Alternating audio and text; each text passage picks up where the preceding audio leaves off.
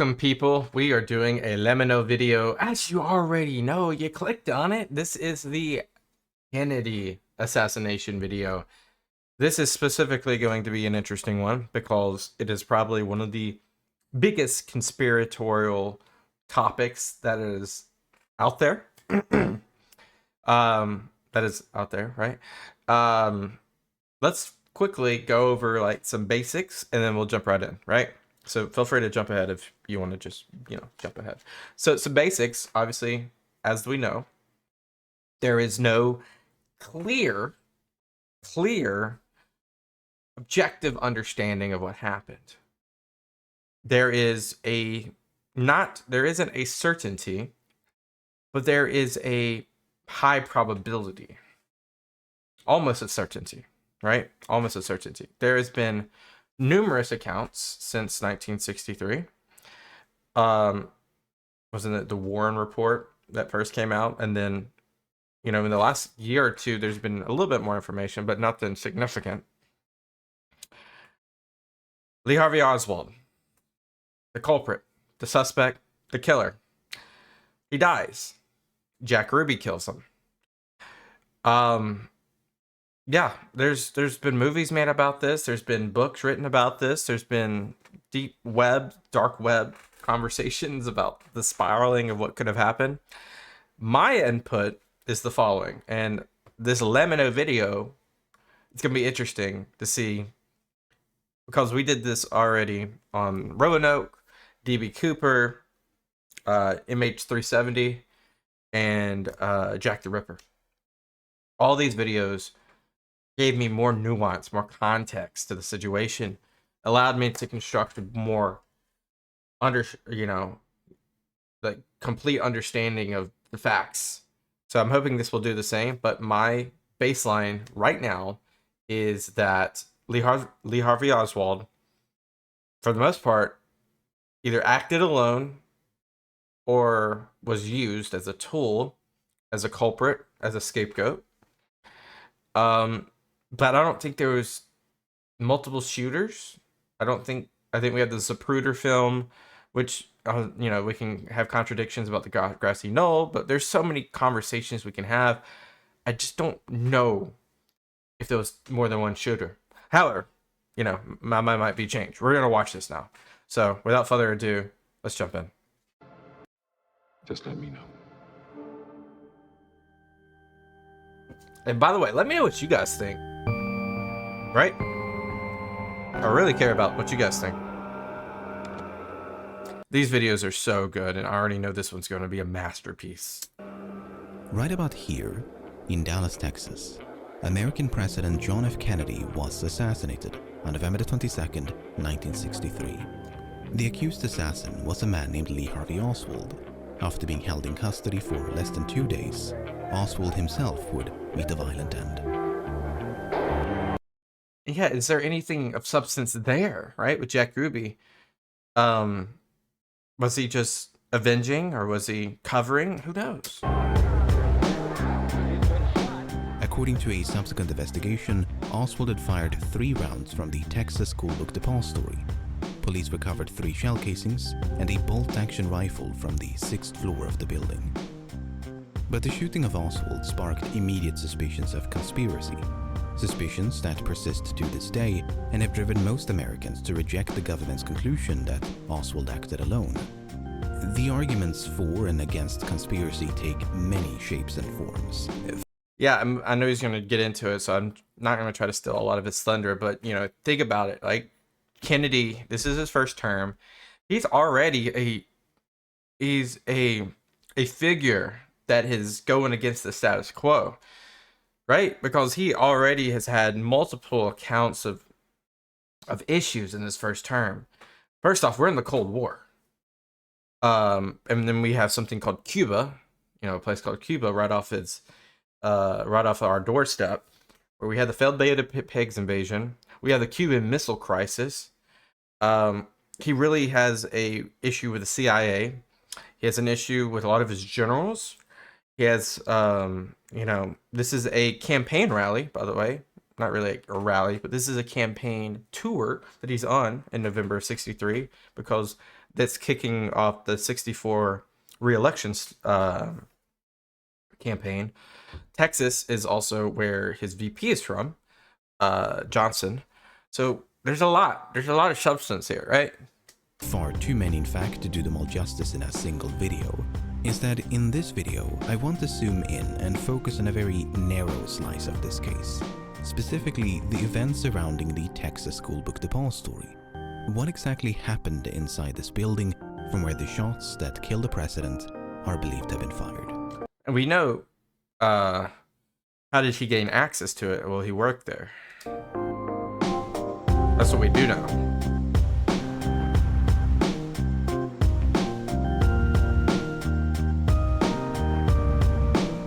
Here we go. The hiring of Oswald.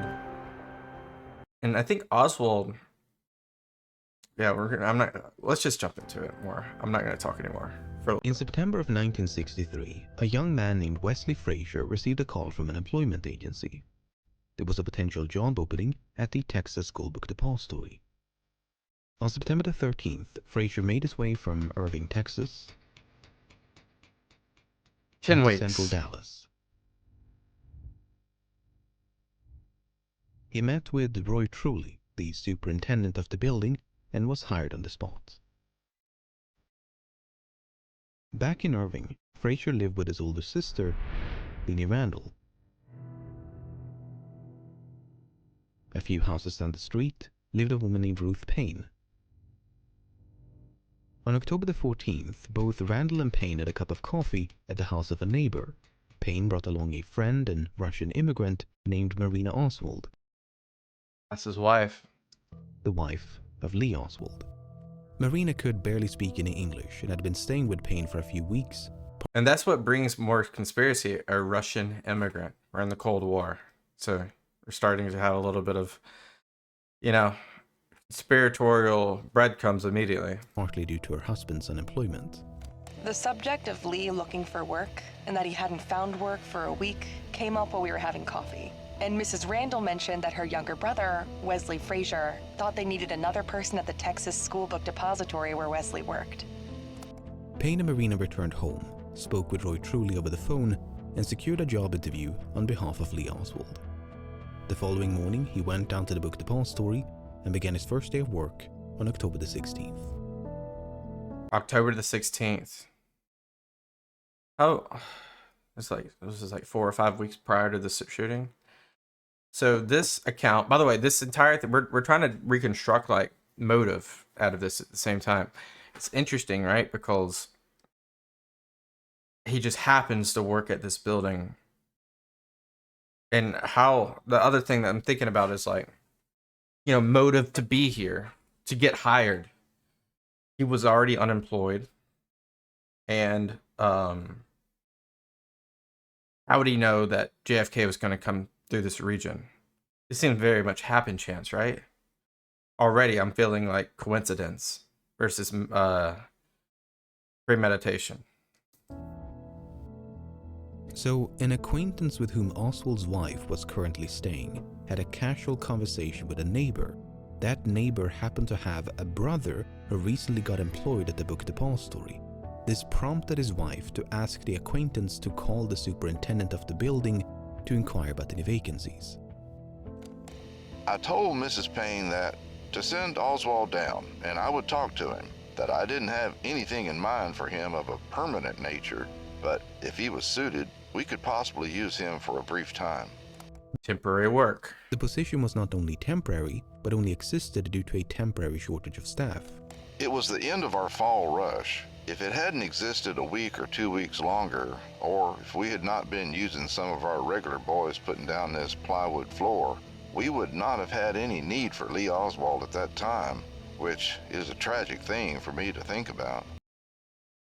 This is March 1964. So this is him. Probably feels guilty, He's the one that hired him.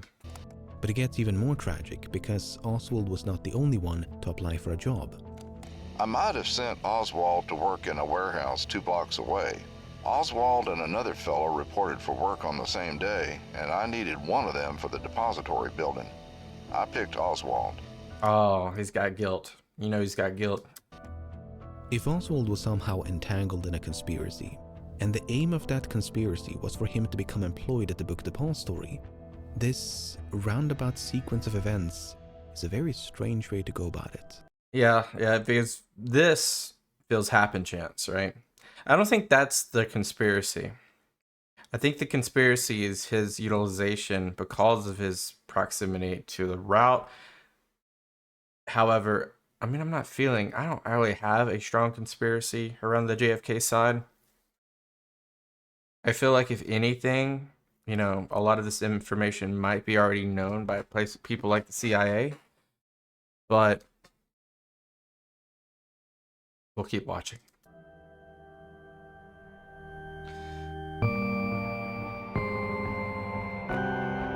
The curtain rods. Huh? As the name implies, the Texas School Book Depository was in the business of selling books. For $1.25 an hour, Oswald's job was to prepare the books for shipping. He did so by filling out forms and transporting cartons of books between the upper floors and the first. The building had 3 elevators, 2 staircases, and was 7 stories tall. 3 elevators. I see 2. I guess the thing on the far right is a service elevator. In the northwest corner, 1 stairway and 2 freight elevators provided access to all 7 floors. A small passenger elevator near the... Oh, okay, so those are freight elevators. This is a regular elevator. Got it. The front entrance stopped at level 4, while stories 1 and 2 were connected by a second flight of stairs. Okay. Got the makeup. Lacking a driver's license, Oswald relied on Wesley Frazier to carpool between Irving and Dallas every Friday evening and Monday morning. He spent workdays at a rooming house in Dallas while spending the weekends with his wife and daughters in Irving. But on Thursday morning... Wait, let me back that up. While spending the evening and Monday morning, he spent workdays at a rooming house in Dallas while spending the weekends with his wife and daughters in Irving. He only got to see his wife and daughter 2 days a week? God, that's tough. But on Thursday morning, November the 21st, the day before the assassination, Oswald decided to deviate from this routine. I was standing there on the first floor getting the orders in, and Lee said, "Could I ride home with you this afternoon?" And I said, "Sure, like I told you. You can go home with me anytime you want to. Like I say, anytime you want to go see your wife, that is all right with me." So, yeah, so he worked during the week, stayed at a roaming house nearby during the week, but on the weekends he got to see his family. So this was different because it obscuredly went against that habitual schedule. Lee had never gone home in the middle of the week before, so I asked him why, and he stated that he was going home to get some curtain rods for his apartment. Curtain rods. So he, at the roaming house, i.e. his apartment, he needed to get some curtain rods. I asked if he was going home on Friday as well, and he said no. That's interesting. Frazier drove Oswald back to Irving, where he arrived unannounced at the household of Ruth Payne. Both Payne and Marina were surprised to see Oswald on a Thursday. They assumed he'd come to make amends with Marina due to an argument they had had a few days before. Did your husband give any reason for coming home on Thursday? She was questioned. She was questioned up and down. He said that he was lonely because he hadn't come the preceding weekend, and he wanted to make his peace with me. Was anything said about curtain rods or his taking curtain rods to town the following day? No, I didn't have any. He didn't say anything like that? No. The next day, Oswald said goodbye to his wife and left the Payne residence about 7:15. It's already getting so good. This video's so good. Atop a dresser in the bedroom, he left behind his wedding ring. What? Now that is telling. Oswald was next seen walking down the street by Lenny Randall, carrying a package. He was soon joined by Frazier, and the two of them took a seat in his car to begin their commute. When you got in the car, did you say anything to Oswald, or did he say anything to you?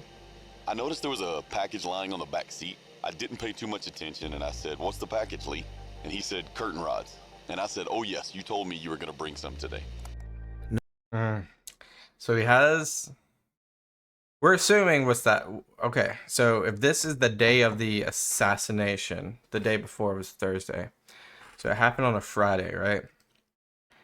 If we're assuming this is November 22nd, 1963. Now, we're assuming that package is the gun, right? That's what we're assuming. Not only was Oswald carrying a large package, but he'd forgotten to bring a lunch bag. When he rode with me, I say he always brought lunch, except that one day on November 22nd. He didn't bring his lunch that day. Right when I got in the car, I asked him where was his lunch, and he said he was going to buy his lunch that day. They arrived in Dallas a few minutes before 8 o'clock. Typically, they would walk together from the parking lot to the book depository. But on this particular Friday, Oswald grabbed his curtain rods and rushed ahead into the building. So he didn't walk together. He walked in front of him. So there's three. Of course, without Marina's testimony is also differing, right? But there's three obvious signs that something's afoot. One, came home early. Two, he didn't bring his lunch. Three, he did not walk with his buddy. He walked ahead of him. So very different. He's acting strange. Working on the ground floor, in view of the rear entrance, was their colleague, Jack Doherty. Did you see Oswald come to work that morning? Yes, when he first came into the door. Did he have anything in his hands or arms? Well, not that I could see of. Frazier and Doherty are the only two people known to have seen Oswald entering the building. Frazier says he was carrying a package. Doherty says he was not. Contradictions like this one will become a recurring theme throughout the rest of this video. Oh. And I'm guessing security cameras aren't a thing at all? No CCTV anywhere? We'll take a closer look at the missing curtain rods in a later chapter, but for now, let's stay with Oswald. I mean, I guess not, right? Because we would have multitudes of footage that we'd have, right? Bonus question, when did those start? CCTVs. As the morning progressed, Oswald was seen working as normal. Roy Truly described him as an above-average worker who mostly kept himself. In fact, he was a bit of a mystery to his colleagues. On the way back and forth between Irving and Dallas, did you talk very much to each other? No, sir, not very much. He was one of these types that just didn't talk. I was acquainted with Lee Oswald during the time he was employed at the book depository, but I never did get to know him well.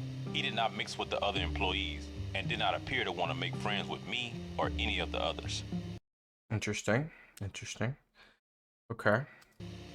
Did you ever speak to Oswald? Yes, sir. Did he ever speak to you?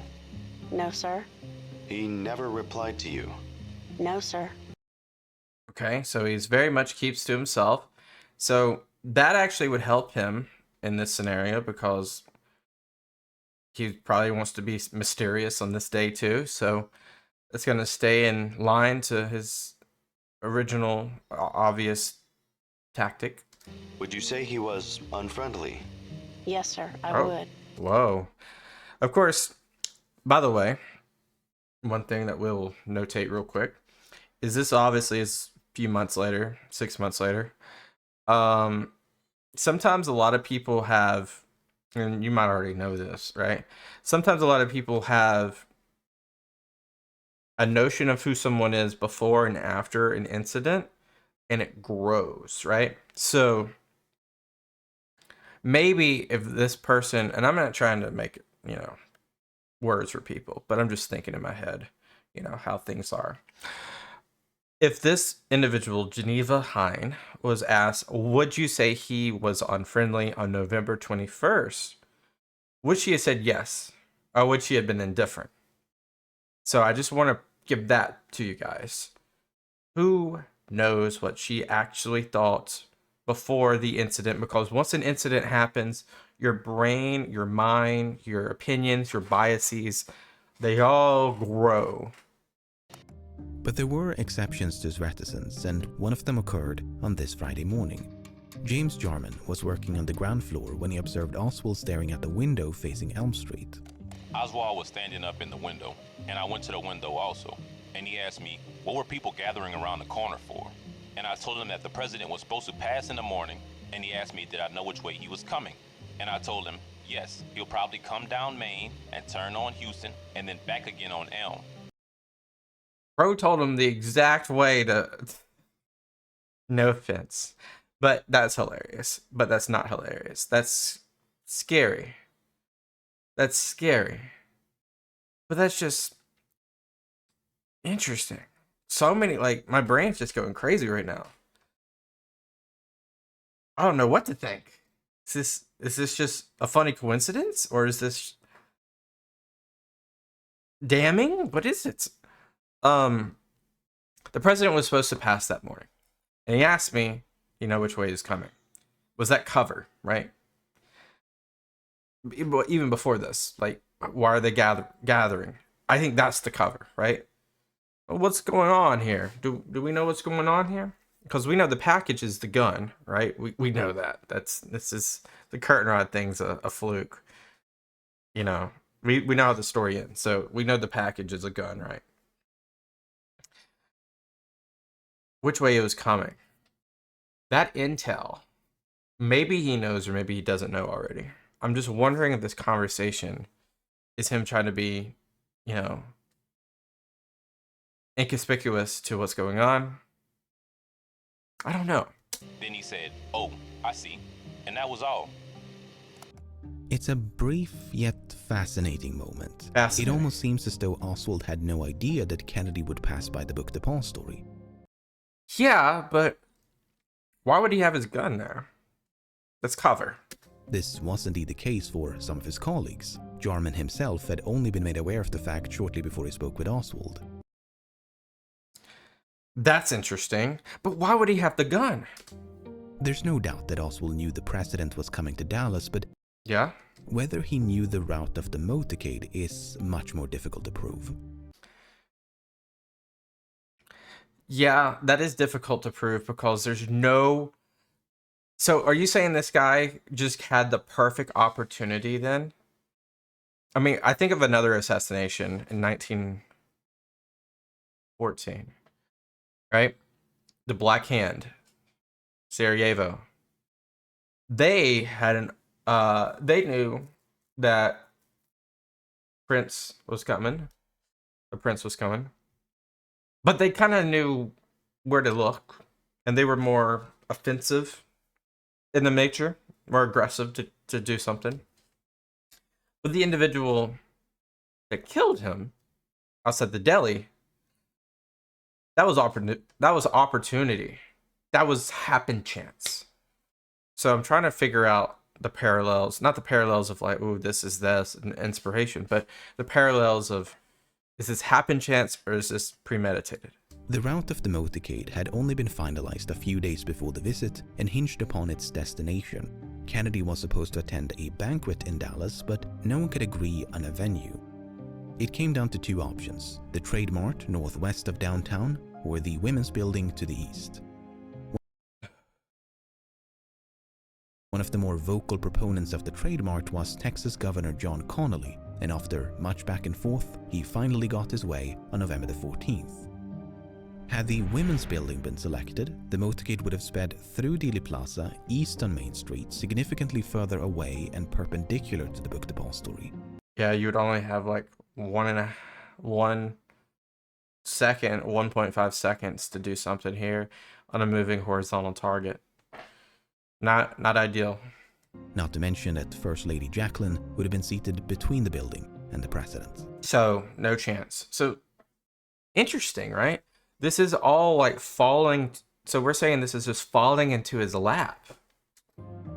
The selection of the Trade Mart meant that the motorcade would now head west on Main Street and make these turns through Dealey Plaza to reach the northbound lanes on the freeway.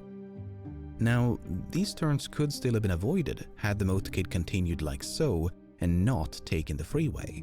But since the freeway was the more scenic and expedient route, it was the more attractive choice.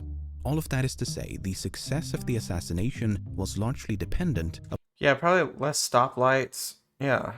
upon the selection of the trademark. It might therefore be tempting to cast suspicion upon Governor Connolly, but it should be noted that he rode in the presidential limousine along with the Kennedys Yeah, like, why would he put himself in danger? That's stupid. and suffered grave injuries during the shooting. Yeah. Not only that, but Connolly was actually opposed to a motorcade and favored a more direct route from the airport to the trademark, a brief trip that would have bypassed Dealey Plaza altogether. He was unfortunately overruled by Kennedy himself, who wanted I mean, he wanted airtime, right? to see and be seen by the people of Dallas. Okay, so all that was happening behind the scenes, but as far as the public was aware, there wasn't even going to be a motorcade. As late as November the 15th, the Dallas Morning News reported that a motorcade seemed unlikely. But the very next day, the parade was finally confirmed. Trademark name for John JFK luncheon. So, I mean, it's not impossible. I mean, so he knows it's opportunism, right? But he's already at this place. He already has a responsibility to be there. So this feels very much like it's falling into his lap still. Even though you could possibly map out where you need to be, but still he has to be there. So he's not like he obscured from his schedule. Feels very happenchance so far. While the precise route followed by maps and detailed descriptions was not officially disclosed until November the 19th, 3 days early. someone familiar with Dallas could have approximated the route a few days in advance. That is to say, the Doesn't matter because the day before he got the gun, so it could be even up to the 21st. Or he went back to get the gun. So, I mean, the decision, who knows when the decision was made? The decision, because he died, right? We don't know. We can only put things together. When did he make the fateful decision to carry this out? earliest point a member of the public could have deduced that Kennedy would be driven past the book depository was November the 16th, less than a week before the visit. There's a good chance that Oswald saw these articles because he'd been observed reading political columns in the very same newspapers. I mean, he obviously had a motive, right? So let's subtract the killer, the identity of the killer, right? He's you know, he's on hard times. He's literally working temporarily. Over the last month or so, he's been barely even able to see his family. He doesn't have a car, as far as we know. Doesn't have a driver's license. He's on hard times. He can't see his family. He probably feels like a nobody. Who knows what his motive is, right? Is his motive celebrity status? Is his motive martyrdom? Is his motive... Who knows? Furthermore, we know from other aspects of Oswald's life that he was politically inclined. Whoa. I've not seen this. Furthermore, we know from other aspects of Oswald's life that he was politically inclined. Well, I have studied Marxist philosophy, yes, sir, and also other philosophers. But are you a Marxist? I think you did admit on an earlier radio interview that you consider yourself a Marxist. Well, I would very definitely say that I am a Marxist. That is correct. But that does not mean, however, that I'm a communist. Yeah, that's true. That's true. Very different. Very different. A lot of people conflate the two. But yeah, Marxist. But obviously one thing you would immediately think about, you know, when you hear Marxist is you think about the contrast, the juxtaposition between Soviet Russia or USSR and the United States, the Cold War. This guy's a Cold War agent for Russia. That's immediately what you think about when you hear that, even if you don't conflate the two. Marxism is also a juxtaposition difference of, juxtaposition is the difference between the two. Is a direct contrast between capitalism and Marxism and socialism. Socialism is kind of like the umbrella term. So you maybe think about like his hard times in capitalistic like society. And, you know, a lot of people, don't mean to say this to be offensive, but whatever. A lot of people that are less inclined in the way of money, meaning they don't have money, they tend to fluctuate to socialist principles like free college, like free XYZ, because it's, you know, it's something that could benefit them that they don't have access to. So I'm wondering if the contrast between where he is in his life and his Marxist principles and how long he's been with these Marxist principles play into the fact of this is the leader of the capitalist world. I don't know. This is getting me thinking. What is the difference between the two? Well, there's a great deal of difference. Several American parties in several countries are based on Marxism, such as Ghana. Certain countries have characteristics of a socialist system, such as Great Britain with its socialized medicine. These, then, are the differences between an outright communist country and countries which adhere to leftist or Marxist principles. There you go. Conversely, a lack of interest in politics is precisely why at least one of Oswald's colleagues remained oblivious to the motorcade. So while it's understandable for someone apolitical to be taken off guard by a presidential visit, it makes far less sense for someone like Oswald. Yeah, someone who would possibly know. On November 21st, the day before the assassination that you were describing, was there any discussion between you and your husband about President Kennedy's trip or proposed trip to Texas, Dallas, and the Fort Worth area? I asked Lee whether he knew where the president would speak and told him that I would very much like to hear him and to see him. I asked him how this could be done, but he said he didn't know how to do that and didn't enlarge any further on the subject. Remaining mysterious. Had there ever This been... was also somewhat unusual, his lack of desire to talk about that subject any further. How did you think it was unusual? Could you explain that? The fact that he didn't talk a lot about it. He merely said something as an answer, and did not have any further comments. Do you mean by that, usually he would discuss a matter of that kind and show considerable interest? Yes, of course. He would have told me who would be there and where this would take place. So he's very much in the know. We'll never know what Oswald was thinking when he spoke with James Jarman shortly before the assassination. But it is worth repeating, though, that Oswald was hired on October the 15th. That's a full month before the motorcade route had been decided, let alone announced to the public. So like I said before, his position seems opportunity-driven, opportunistic, without any affair of his kind in the notion of being present at this place and time. Happy chance so far. All right. The 6th floor where this took place.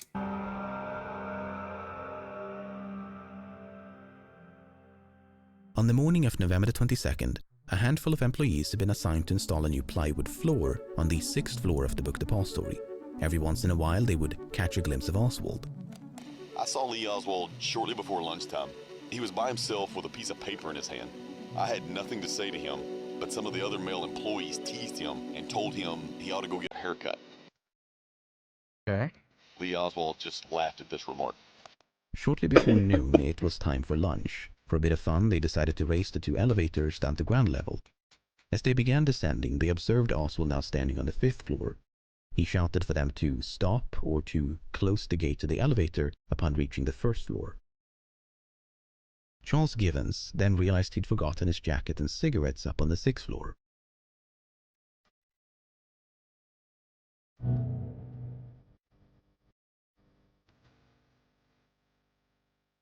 About to return to ground level, Givens spotted Oswald approaching. Lee was coming from the window up front where the shots were fired from. Did you watch where he walked to? Well, no, sir. I didn't pay much attention. I was getting ready to get on the elevator, and I say, "Boy, are you going downstairs?" What did he say to you?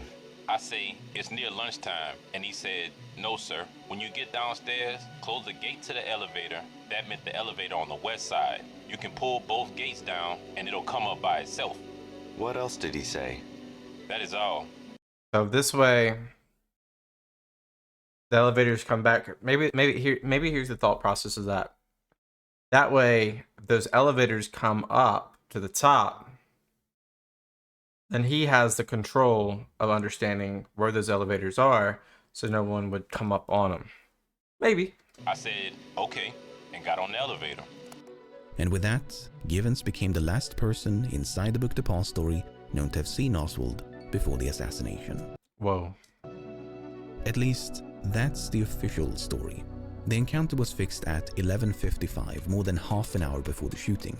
But other employees claim to have seen Oswald in other parts of the building around the same time That's interesting. or even later than Givens. Givens himself provided conflicting accounts.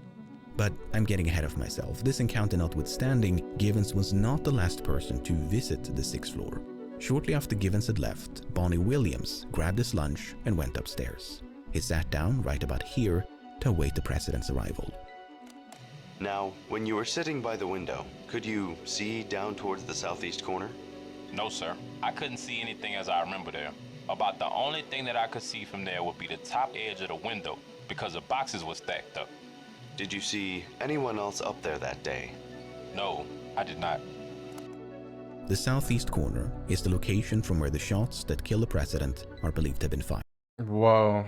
That is not that far away from Bonnie Williams. The so-called sniper's nest. Williams says he was alone, but admits his view was obstructed by tall stacks of boxes. Meanwhile, down by the main entrance, someone was attempting to gain access to the building. I met an elderly white man at the entrance of the building who asked me to direct him to a restroom. The man was very old and feeble and could hardly make it up the steps. About 5 minutes later, I saw this man leave the building and enter an old Buick automobile with 3 elderly white women. The Buick then drove away. Did you see him talk to anyone in the building? No, he went straight out. This individual was never identified and is the only unknown person known to have entered the book depository before the shooting. Seems very innocent, you know. Someone, you know, if you're out in public, you don't know where you're at, you gotta go to the bathroom. Yeah, seems very innocent and nothing to it. After finishing his lunch up on the 6th floor, Bonnie Williams heard the voices of James Jarman and Harold Norman emanating from the floor below. Feeling a bit lonely, Williams went down to the 5th floor and joined his 2 colleagues. That's crazy. The exact time of Williams' departure is unclear, but it was likely no more than 10 or even 5 minutes before the shooting. So 12:30s when this happened? On the grounds below, a sea of spectators lined the streets of Elm in Houston. Every once in a while, one of them would glance up at the book depository. Indeed, Jarman, Williams, and Norman were spotted on multiple occasions, leaning out the far east windows on the 5th floor. But movement could also be seen on the floor above them, a floor that, by all accounts, was now supposed to be empty.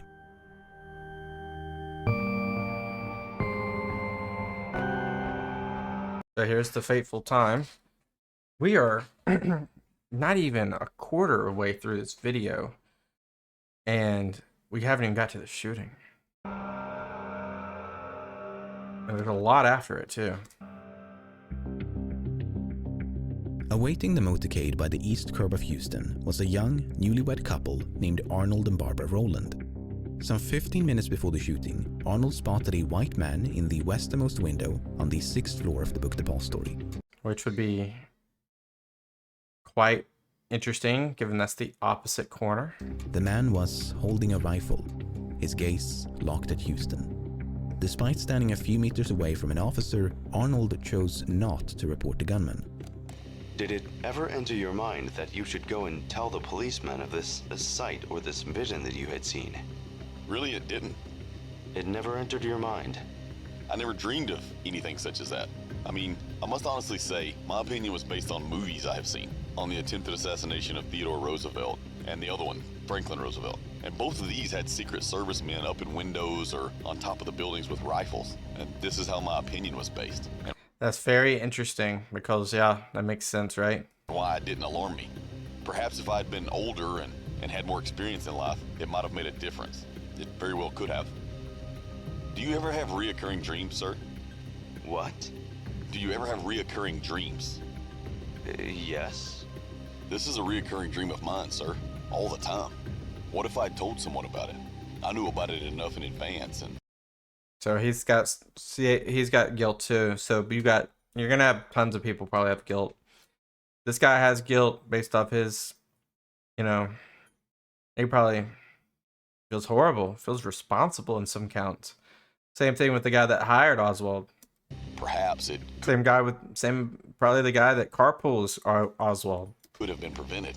I mean, this is something which shakes me up at times.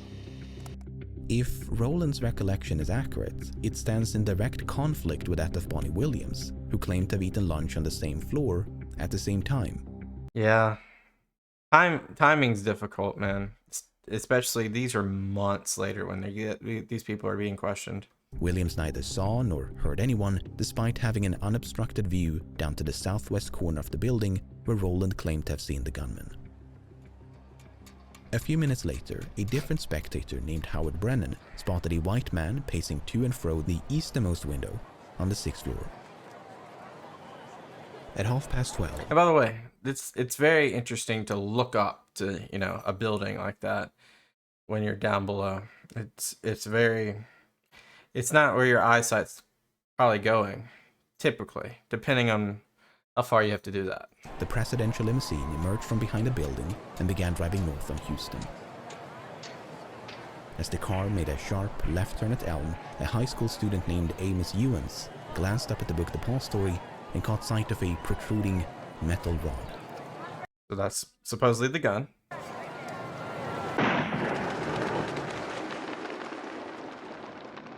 Few realized what had happened. Was it a firecracker, backfiring motorcycle, or presidential salute? People near the Rowlands even started laughing, perhaps feeling a bit foolish for being frightened by the ostensibly harmless explosion.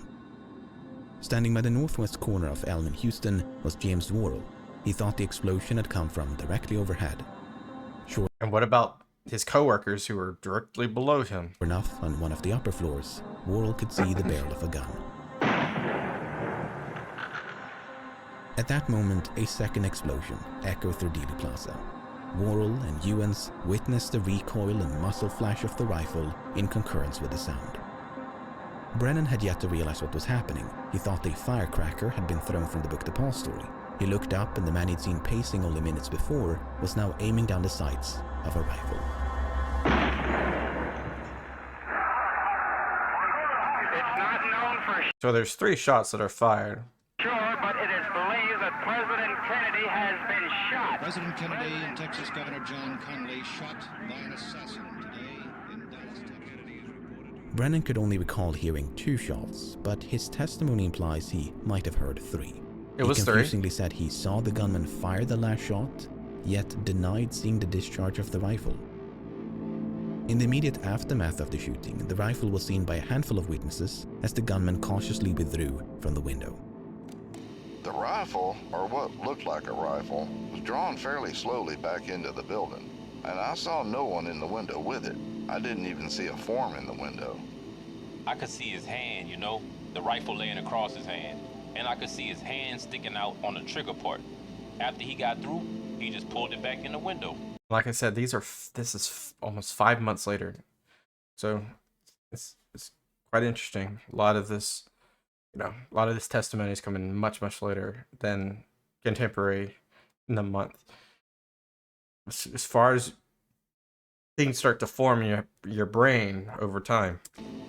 He drew the gun back from the window, as though he was drawing it back to his side, and maybe paused for another second, as though to assure himself that he hit his mark, and then he disappeared. Neither Ewens nor Worrell saw the face of the gunman and could thus offer little to no information regarding his appearance. Arnold was quite some distance away, yet furnished a basic description of the man he'd seen about a quarter of an hour before the shooting. Early 30s, slender build, white complexion, dark hair. That all fits, really. A description that was quite similar to the one provided by Brennan, who got the best look at the gunman. Early 30s, slender build, white complexion. Gives you... It's probably quite hard to give you the actual height, but... Yeah. Taken together, these accounts paint a picture of an assassin on the 6th floor of the book depository, taking aim with a rifle and firing at the president from the sniper's nest. So Oswald's actually 24. Yeah. 5'9.5". Oh my. but other accounts leave room for a bit of doubt.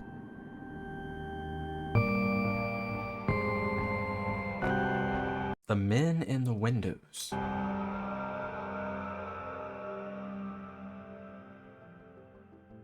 As previously mentioned, Arnold Roland spotted a white man with a rifle in the westernmost window on the 6th floor about 12:15. But as late as 5 minutes before the shooting, Arnold observed an elderly black man leaning out the easternmost window on the same floor.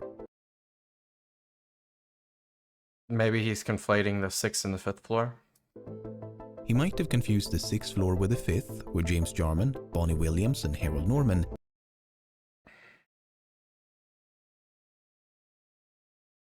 Maybe. did indeed lean out the windows. In fact, they were the only black employees known to have watched the motorcade from a floor above the 1st. Except they could hardly be described as elderly. But then, take a listen to this. Will you describe with as much particularity as you can what that man looked like? It seemed to me an elderly black man. That is about all. I didn't pay very much attention to him. This question was then repeated to Arnold a few minutes later, at which point his answer had dramatically changed. You gotta throw his testimony out then. He was very thin, an elderly gentleman, bald or practically bald, very thin hair if he wasn't bald. Had on a plaid shirt, I think it was red and green, very bright color, that is why I remember it. Can you give us an estimate as to age? 50, possibly 55 or 60. Can you give us an estimate as to height? 5'8", 5'10", in that neighborhood. He was very slender, very thin. Can you give us a more definite description as to complexion? Very dark or fairly dark. Not real dark compared to some black men, but fairly dark. Seemed like his face was either, I can't recall detail, but it was either very wrinkled or marked in some way. So, in the span of a few minutes, Arnold went from "I didn't pay very much attention" to describing the man's complexion, hair, clothing, age, height, build, and even the blemishes on his face. Maybe he just, some people are very interested in helping and they want to help and they will say stuff. So, I don't know. Sometimes some people are prone to exaggerate more than others, and without in any way meaning to take away from the testimony of your husband as to what he saw in the building at the time, just from your general experience, do you feel you can rely on everything that your husband says? Oh my. I don't feel that I can rely on everything anybody says. That's a very lawyer answer right there, honestly. Well, this is really an unfair question for me to ask any wife about her husband, and I am not asking it very correctly, At but... times, my husband is prone to exaggerate. Does that answer it? Yeah, it does actually. Good job. I think it does. Is there anything else you want to add to that, or not? Usually, his exaggerations are not concerned with anything other than himself. Okay then. They're usually to boost his ego. They usually say that he is really smarter than he is, or he's a better salesman than he is. Something like that. Okay, so we got a whole persona off him. As leading as that line of questioning was, Barbara was not alone in doubting her husband's credibility. I mean, it's difficult. Officials at 2 separate high schools attended by Arnold explicitly warned authorities not to trust everything he says. He was characterized as someone who would not hesitate to fabricate a story and not tell the truth regarding any matter. Oof. Indeed, Roland lied or exaggerated on multiple occasions when he testified. Oof. Another witness who claimed to have seen a gunman in the book depository was Carolyn Walter. Shortly before the arrival of the motorcade, Walter had seen a man with blonde or light brown hair in one of these windows on the 4th or 5th floor. She explicitly ruled out the 6th. It should be noted, however, that during the shooting, this window was closed with the blinds down, while this one, as you already know, was occupied by Bonnie Williams and Harold Norman. In any case, the light-haired man seen by Walter was holding a machine gun, and standing beside him was another man wearing a brown suit. Much like Arnold Roland, Walter assumed the gunman was a presidential guard and refrained from telling the police. That's not a bad assumption, but it's a telling hindsight assumption, right? In fact, there's no evidence she told anyone of what she'd seen, not even the colleague with whom she watched the motorcade. In Walter's defense, 2 other witnesses recalled seeing a man with light or light brown hair on the 5th or 6th floor, except they never saw a weapon nor an accomplice. Disagreements regarding the floors were at least in part due to the ground floor lacking visible windows. How do you know it was the 6th floor? 6th floor rather than the 5th floor? I went with the FBI and I showed him the window, and I didn't count the bottom floor. You mean the first time you gave a statement, you didn't count the bottom floor? That's right. In other So you're just counting the window. Okay. You know, interesting mistake, but it can happen. source of confusion was the distinct visual difference between the 7th floor and the ones below. When you first glance at the building, you're thrown off a little as to the floors because there's a ridge. It almost looks like a structure added onto the top of the building, about 1 story above. So you have to recount. Not only that, but multiple witnesses described the 6th floor as the 2nd floor from the top. But in the chaos that ensued, it seems the tail end of that sentence was not always recorded.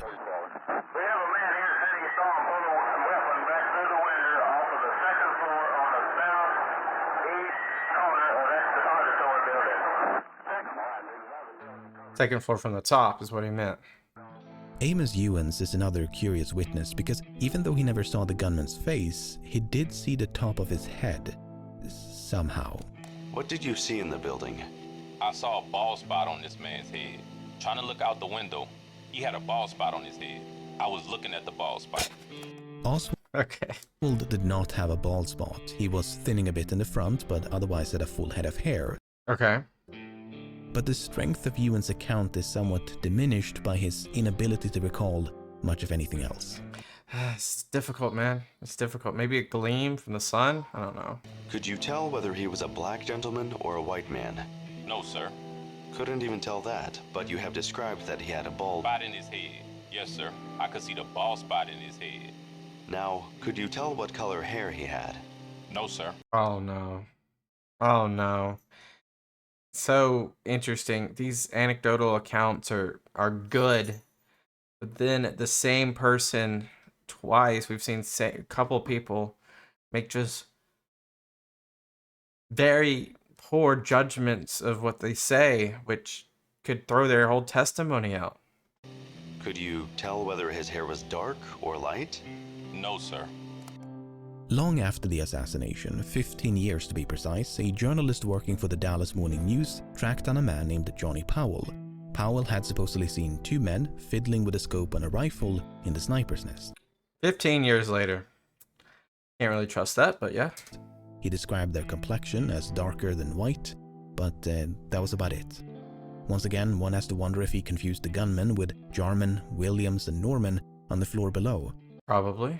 I mean, after 15 years of silence, there's no telling how Powell's memory could have been distorted. Yeah, that's too long, bro. What can you remember 15 years ago? A specific event that happened, detail by detail? No shot. A good example of such distortion is Richard Carr. A few minutes before the shooting, Carr had been standing roughly here. That is so far. When he spotted a man on the 7th floor of the Book Depository, all the way over here. Bro, that is 2 football fields away. That is 2.5 football fields away. During all this chaos, there's no shot. I don't believe this one sack. I believe this is like I said before, after an event happens, your brain starts to think about things. And you're like, oh, yeah, I did see someone that day. This guy does not have the vision of a hawk. No offense, but no. The man was white and wore a hat, glasses, and sport coat. In the immediate How did you see all that? aftermath of the shooting, Carr returned to ground level and caught sight of what he believed to be the same man now trotting south on Houston. He made a left turn right about here before being picked up by a station wagon.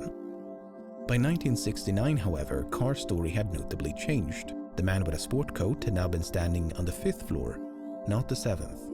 After the shooting, Mr. Sportcoat had emerged from behind the Book Depository, accompanied by 2 other men. They too had been picked up by a separate station wagon before speeding away. Got away. It's unclear how Carr is supposed to have seen all of this, considering what he told the FBI back in '64. Carr advised that from his location on the steel structure of the new courthouse building, it would have been impossible for him to observe the lower floors and entrance of the book depository. But he had eagle vision. and that from his position he could only see the top floor and the roof. In Carr's defense, James Worrell had seen a man emerge from the rear entrance of the book depository about 3 minutes after the shooting. This man also wore a sport coat and headed south on Houston. Except the man seen by Carr was kinda stocky and wore a hat, while the man seen by Worrell had a slender build and was hatless. Besides, anyone connected with the shooting, leaving via the rear entrance, would surely have headed north, not towards the scene of the crime. Yeah. As if that was not enough, 2 other witnesses, James Romack and George Rackley, stood So these are, by the way, train tracks that we're looking at. Interesting. roughly here for several minutes after the shooting. Both of them paid special attention to the rear entrance of the building. Mr. Romack stated that from the time he heard the shots, he had looked toward the book depository and had under his immediate observation the loading dock and the back door. He stated he is positive that no one came out of this door or out of the loading dock doors. Could you see the back door of the Texas School Book Depository? Yes. Were you looking towards that direction? Yes, sir. About how long did you keep your eyes fixed over there? Oh, I would say 5 minutes anyhow. Probably 10. Probably 10. That's a long time. I was looking up that way at all times. Did you see any people leave the Texas School Book Depository by way of the rear exit? No, sir. We know that's where he left. Did you see any people running north on Houston Street? No, sir. Unfortunately, conflicting accounts were not limited to the book depository. Among the hundreds of witnesses in the vicinity of Dealey Plaza, nothing was as disputed as the number and origin of the gunshots. And Governor Connolly was holding his stomach. And the shots were almost simultaneously, weren't they? Yes, sir. They were probably 10 seconds apart. Do you know who fired the third shot? I didn't hear a third. I don't recall a third shot. There may have been. We hit my family. By the way, there's a lot of, like, you know, it's the reactions of people. I mean, this is the same day, right? So you would have this contemporary account to be very valid. Not valid, but valued higher than something 15 years later or something like even a few months later. But you gotta imagine that there's chaos. Hit the ground, and I don't recall a third shot. I just couldn't. I'm not certain of that. I do know I heard 2 shots. Yeah, I heard 3. I know You there were heard 3. Well, yeah, I said to Jerry after the second shot, I said, "My God, those are gunshots." The gunshots. Ooh. There were 3.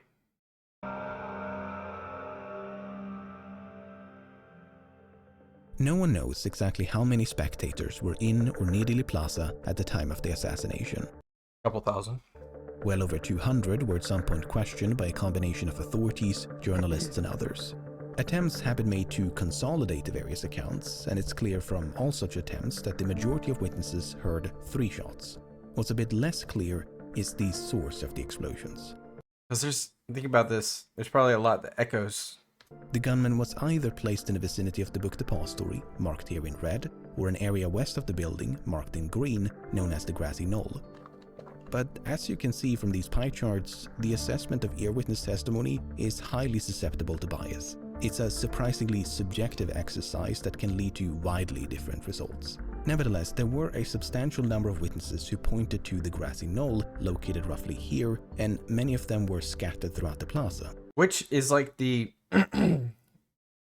you can't say the JFK assassination without mentioning the grassy knoll at some point. To give you some examples, August Campbell was standing near the front entrance of the book depository, yet believed the shots had come from the grassy knoll. Meanwhile, Marilyn Sitzman was standing on the grassy knoll, yet believed the shots had come from the book depository. Standing beside Campbell was a woman named Geraldine Reed, who believed the shots had come from the book depository. Standing by the curb in front of Sitzman was William Newman, who believed the shots had come from the grassy knoll. One might therefore conclude that there must have been 2 assassins. That's always been the consensus amongst conspirators, that the shot must have came from the grassy knoll. One in the book depository and one on the grassy knoll. Indeed, countless authors and even a congressional investigation have done precisely that. Now, the scope of this video is not nearly exhaustive enough for me to attempt any conclusions regarding a second gunman, but I do want to leave you with this. You might have seen these unlabeled blue slices before. Well, that's how many witnesses heard gunshots coming from multiple directions. That is to say, next to no one did. All the shots came either from the east or west, not both. Mr. Campbell believed the noise came from away from the book depository. This illusion, he explained, may have been due to the sound bouncing off the building and other objects in the vicinity. August Echo. Campbell was far from alone in being deceived by the pronounced echoes of the gunshots. Where did the noises or shots sound to you like they came from? It was hard to tell because they had an echo, you know. There was actually 2 explosions with each one. Yeah. There was the shot and then the echo from it, so it was hard to tell.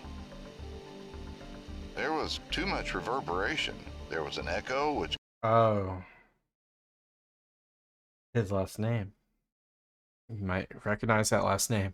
Gave me a sound all over. In other words, that square is kind of... It had a sound all over. The sounds came either from up against the school depository building or near the mouth of the triple underpass. I had worked in this watchtower for some 10 or 12 years and was there during the time they were renovating the school depository building, and had noticed at that time the similarity of sounds occurring in either of those 2 locations. There's a reverberation which takes place from either location. This auditory illusion was not a fluke. Not only did the buildings surrounding Dealey Plaza act as an echo chamber, but even experienced hunters can struggle to pinpoint the number and origin of gunshots by sound alone. Here's a quote from a book on that very topic, published a few years before the assassination. Little credence should be put in what anyone says about a shot or even the number of shots. These things coming upon a person suddenly are generally extremely inaccurately recorded in their memory. One of the authors asked one deer hunter last fall how many shots another hunter less than 100 yards away had fired. The answer was 5. Actually, only 2 shots were fired. The echoes. Employees in the book depository were no less confused about the gunshots than the spectators outside. To give you some examples, on the first floor, Eddie Piper heard 3 shots that appeared to come from inside the building. On the third floor, Edna Case and Sandra Ellison heard nothing. Meanwhile, Stephen Wilson on the same floor heard 3 shots, came from the west. On the fourth floor, Elsie Dorman, multiple shots came from this building across the street. Victoria Adams, 3 shots from the west. Mary Hollis, 3 shots inside the building. But some employees not only heard the shots, but could literally feel the explosions shake the building. Could you tell where the shots were coming from? Yes, sir. They came from inside the building. How do you know that? Because the building vibrated from the result of the explosion coming in. Did you know that Could that be possible? they were shots at the time? Yes, sir. They sounded almost like cannon shots. They were so terrific. Much like Geneva Hine on the second floor, Bonnie Williams could feel the explosions up on the 5th. Whoa. It sounded to Williams as though the shots had been fired from the floor above. I mean, which is true. His colleague, James Jarman, initially thought the shots had come from somewhere below, but then changed his mind and agreed with Williams. Harold Norman, meanwhile, heard far more than gunshots. Just after the president passed by, I heard a shot. And several seconds later, I heard 2 more shots. I knew that the shots had come from directly above me, and I could hear the expended cartridges fall to the floor. I could also hear the bolt action of the rifle. I don't know what gun he used either, so...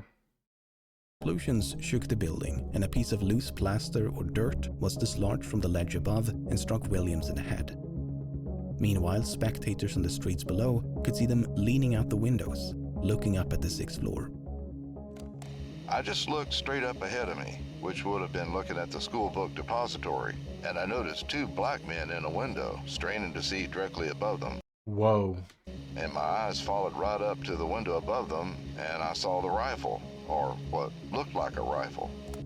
Frightened and somewhat entranced by the pandemonium outside, the 3 men remained on the 5th floor for... So these are reenactment. Bro. Can you imagine? Several minutes. Meanwhile, the apparent assassin upstairs was now in a race against time. Did you hear anything upstairs at all? No, sir. I didn't hear anything. Any footsteps? No, sir. Probably. The reason we didn't hear anything is because, you know, after the shots, we were running too, and that was making a louder noise. Why Running where? didn't you go up to the 6th floor? I really don't know. We just never did think about it. Why didn't you run towards the danger? Come on, bro. Maybe it's because we were frightened. Yeah. I mean, it's called fight or flight. And these individuals have no reason to fight, do they? The escape. All right, so the assassinations happened. He's on the 6th floor, basically the very top of the building. There's thousands outside. How do you get away? How?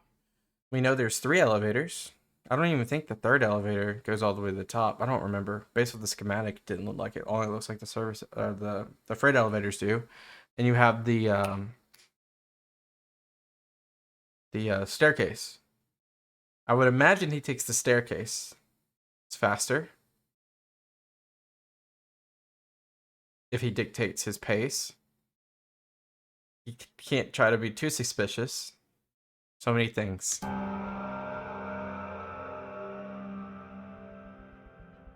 When the shooting began, motorcycle policeman Marion Baker had just made a right turn from Main Street to Houston. Baker recognized the explosions as gunfire and could see a flock of pigeons fluttering above 2 buildings further up ahead. It's almost like a movie. Baker made a split-second decision and headed for the book depository.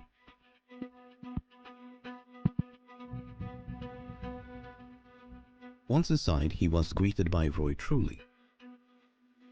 Truly directed Baker to the elevators, but neither was available. He pressed the button because they're up at the top. While shouting up the elevator shaft for someone upstairs to close the gate. No response. Instead, they began running up the stairs.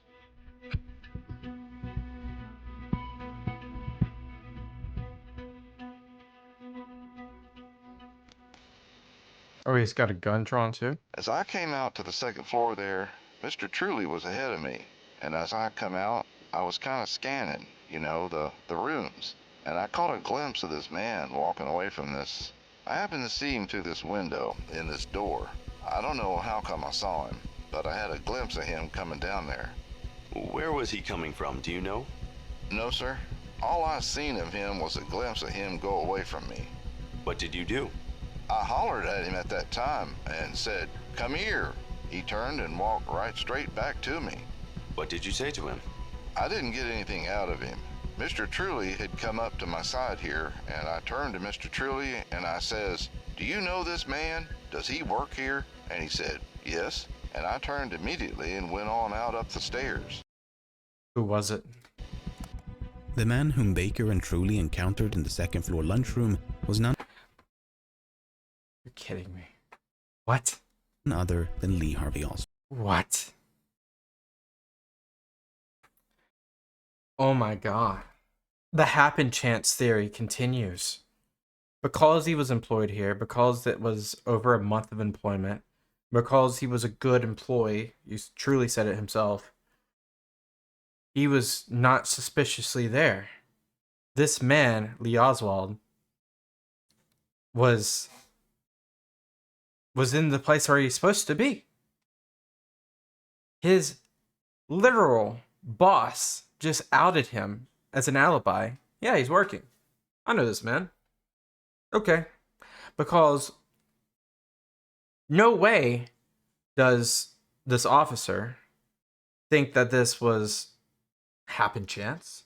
This has to have been planned. This has to be some stranger took advantage of this location and utilized it as a sniper's nest. Could not be an employee. That would go against the theories of premeditation. All right. The encounter was brief, lasting no more than 30 seconds. Oswald appeared calm and failed to evoke suspicion, so Truly and Baker left him in the lunchroom and proceeded up the stairs. They spent some time searching the roof, but there was no assassin to be found. Wow. Down by the main entrance, Geraldine Reed was still trying to process what had just occurred. She decided to return to her office on the second floor of the building. Here, about 2 minutes after the shooting, Reed became the last known person to have seen Oswald inside the book depository. 2 minutes later? Okay, this is the same floor as the kitchen. I kept walking and I looked up and Oswald was coming in the back door of the office. I met him by the time I passed my desk by several feet, and I told him, I said, "Oh, the president has been shot, but maybe they didn't hit him." He mumbled something to me. I kept walking. He did too. I didn't pay any attention to what he said because I had no thoughts of him having any connection with the shooting at all, because he was very calm. Yeah, where's the rifle? Oswald is then presumed to have taken the front stairs and, on his way out the main entrance, encountered someone looking for a phone. There are at least 2 candidates for who this person might have been, but Oswald seems to have pointed out the phone inside the building before blending into the chaos outside. So he has, most likely, I'm going to imagine the rifle is still there, up there at the 6th floor, right? He has come to the most pressing authority that could come to him. Wow. Okay. He was next observed boarding a bus a few blocks east of Elm. He's away. He got away.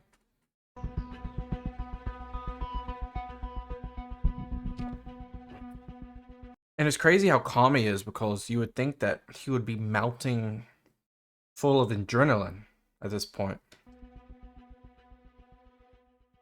Nearly 4 months after the assassination, Truly and Baker participated in a crude reconstruction of the shooting to time their movements. The experiment was repeated twice. On the first attempt, it took them 1 minute and 30 seconds to reach the 2nd floor lunchroom. Then, 1 minute and 15 seconds. These time trials were primarily conducted to determine whether Oswald could have fired the shots from the 6th floor and still made it down to the 2nd in time for his encounter with Truly and Baker. After all, if there wasn't enough time, Oswald could not have been the assassin. A bunch of different routes were tested, and while Oswald could theoretically have taken one of the elevators or even the fire escape, in practice, there wasn't enough time. What? You do not think the assassin used any of the elevators at any time to get from the 6th to the 2nd floor? You mean after the shooting? No, sir. He just could not, because those elevators, I saw myself, were both on the 5th floor. They were both even. The only other means of descent was the stairway. A stand-in for the gunman trotted down from the 6th floor to the 2nd in 1 minute and 18 seconds. Then, at a slightly faster pace, in 1 minute and 14 seconds. I mean, so Truly and Baker could have done it in 1 minute 30 seconds, and it would have been good. This would have been timed, right? There was just enough time. It's therefore possible that Oswald stopped on the 2nd floor, perhaps upon hearing Truly shouting up the elevator shaft, and attempted to hide in the lunchroom mere seconds ahead of Truly and Baker's arrival. But it's not quite that simple, because Oswald was not the only person using the stairway to escape the building.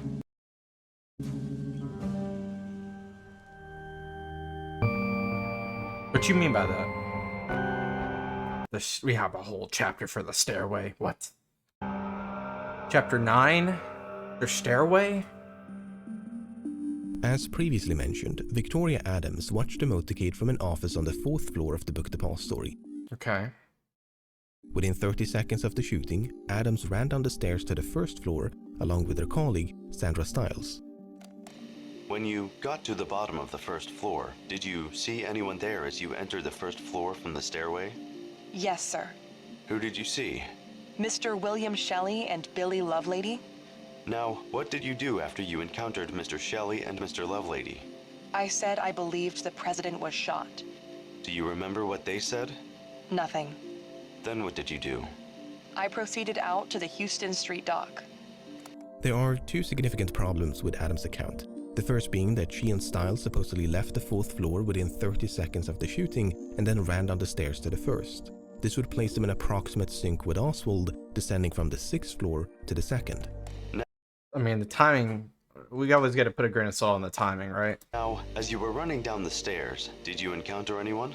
Not during the actual running down the stairs. No, sir. Did you hear anyone using the stairs? No, sir. But okay, perhaps Oswald was a few flights above, and his footsteps were drowned out by their own.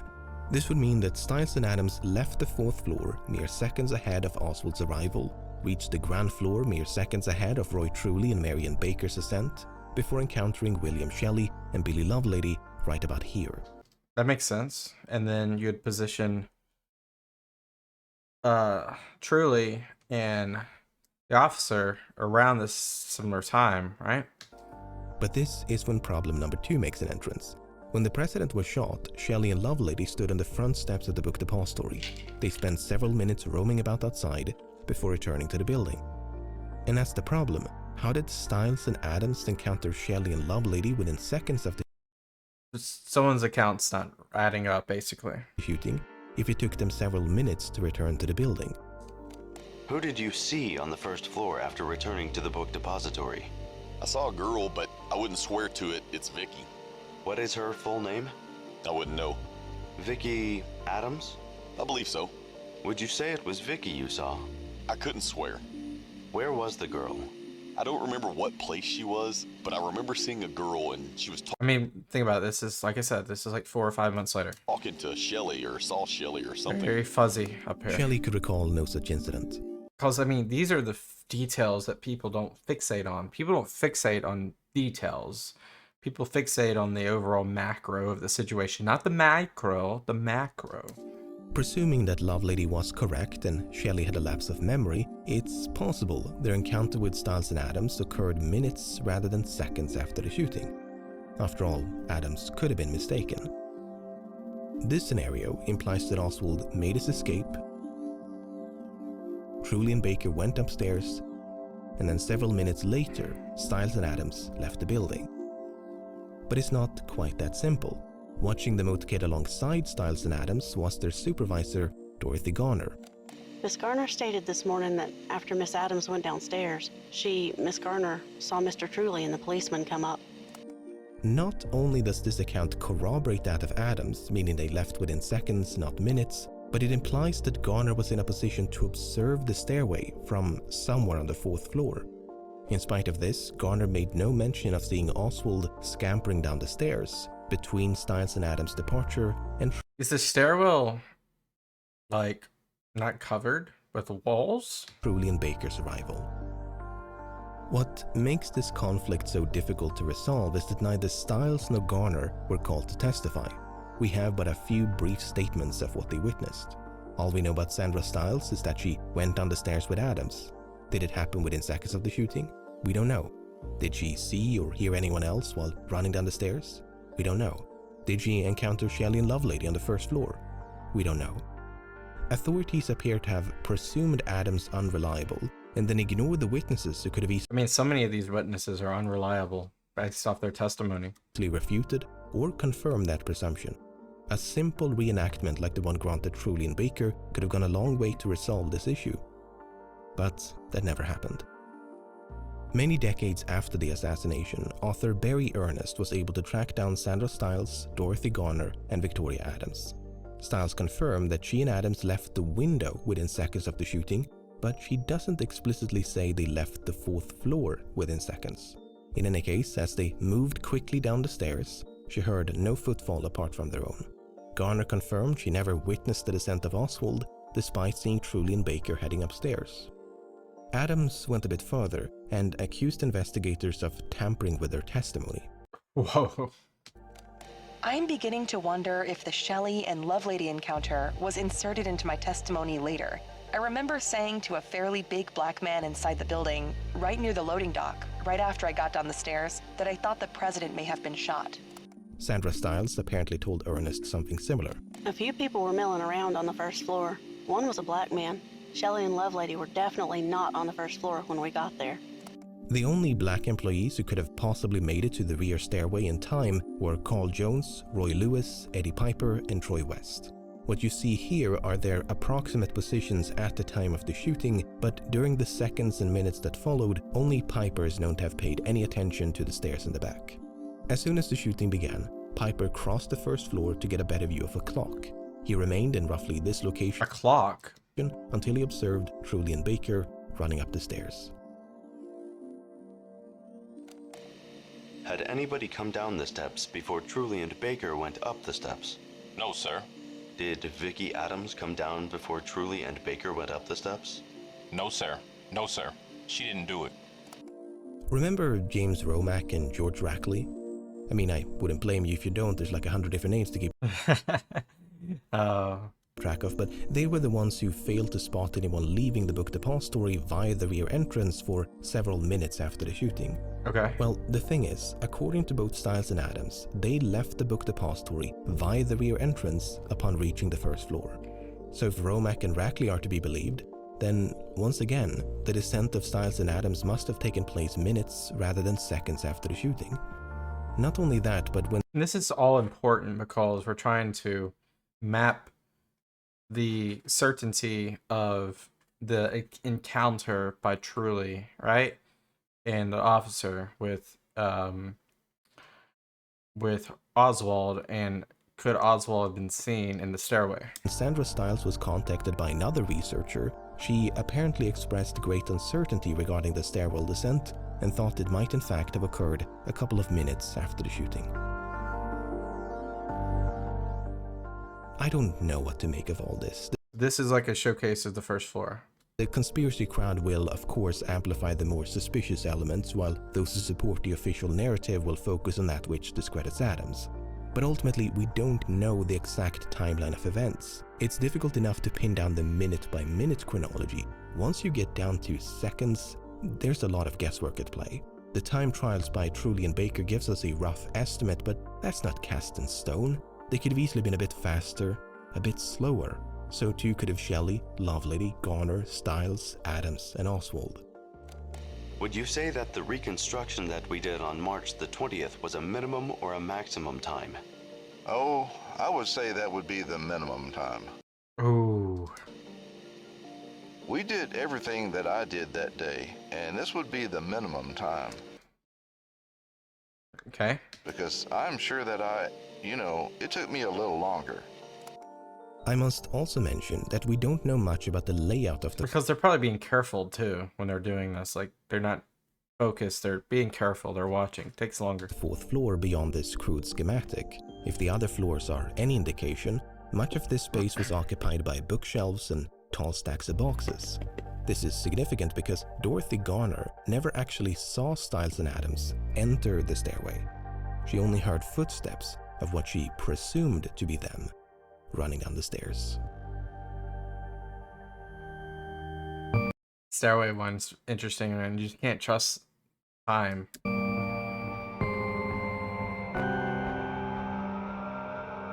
Where presumably the gun's still out. Following a quick sweep of the roof, Roy Truly and Marion Baker returned to the ground floor of the book depository.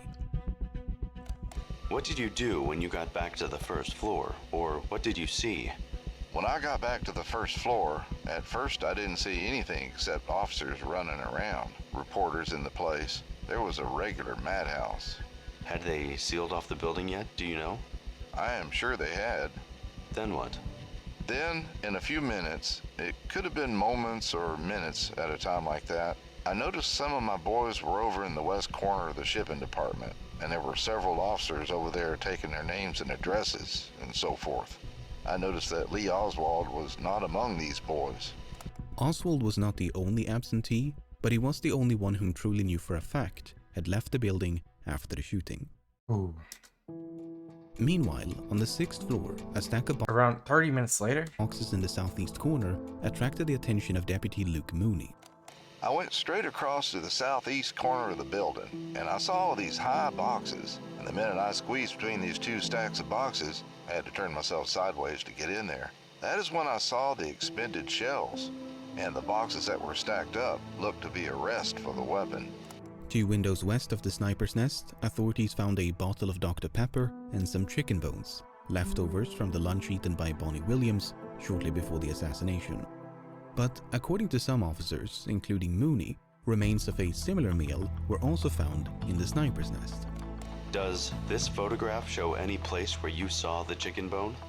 If I recall correctly, the chicken bone could have been laying on this box, or it might have been laying on this box right here. There was one of them partially eaten, and there was a little small paper poke. By poke, you mean a paper sack? Right. The assassin could just maybe take one step and lay it over there, if he was the one that put it there. Okay. In spite of this, no such items were ever photographed. Apart from the sack of chicken bones found here, there are no records of leftovers being recovered from anywhere else near the sniper's nest.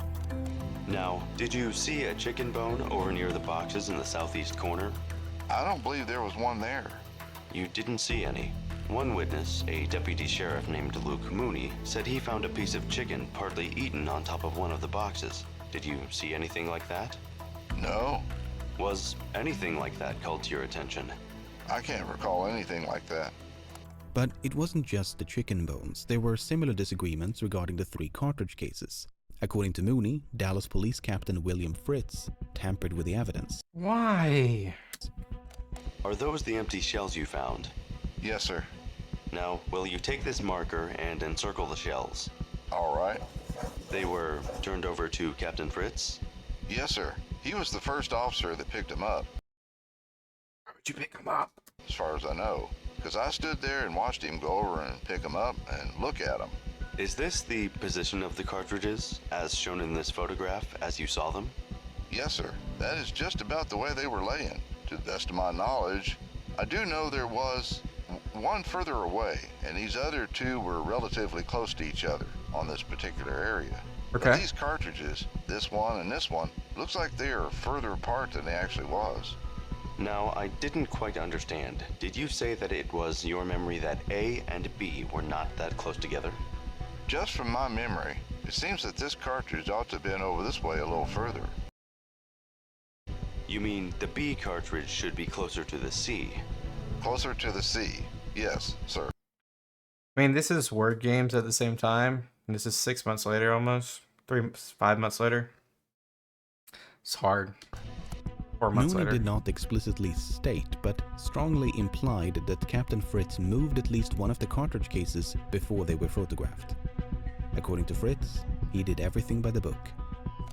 I told him not to move the cartridges, not to touch anything till we could get the crime lab to take pictures of them, just as they were lying there. And I left an officer assigned there to see that that was done. And the crime lab came almost immediately and took pictures and dusted the shells for prints. Amidst the swarm of officers canvassing the 6th floor was a lone journalist by the name of Thomas Ollier. Ollier was equipped with a camera and actually filmed much of the frantic search effort.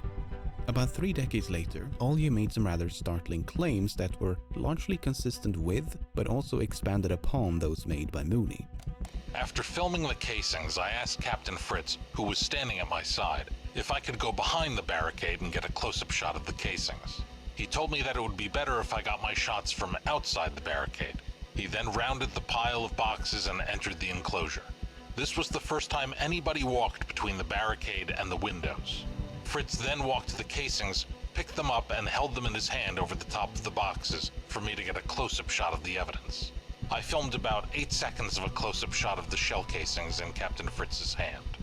While these alleged portions of Ollier's film have never surfaced, preservation took a back seat while the film was being prepared for broadcast. Portions of the film were carelessly chopped up and discarded, and fragmentary clips are all that remains today.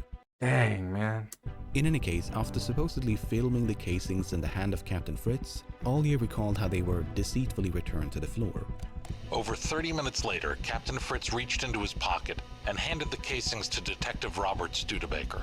Studebaker never saw the original placement of the casings, so he tossed them on the floor and photographed them. To counterbalance these allegations of foul play, I must also mention that there were those who found nothing amiss about the cartridge cases. Did you see a picture taken of the hulls? Yes, sir. When the picture was taken, were the hulls in the same position as when you had first seen them? Yes, sir, they were. Even Mooney sort of agreed that the casings had not been moved, immediately after explaining that they had been moved. In the testimony we heard a few minutes ago, Mooney was shown this photograph. He then examined this one, taken from a different angle, before being shown this one.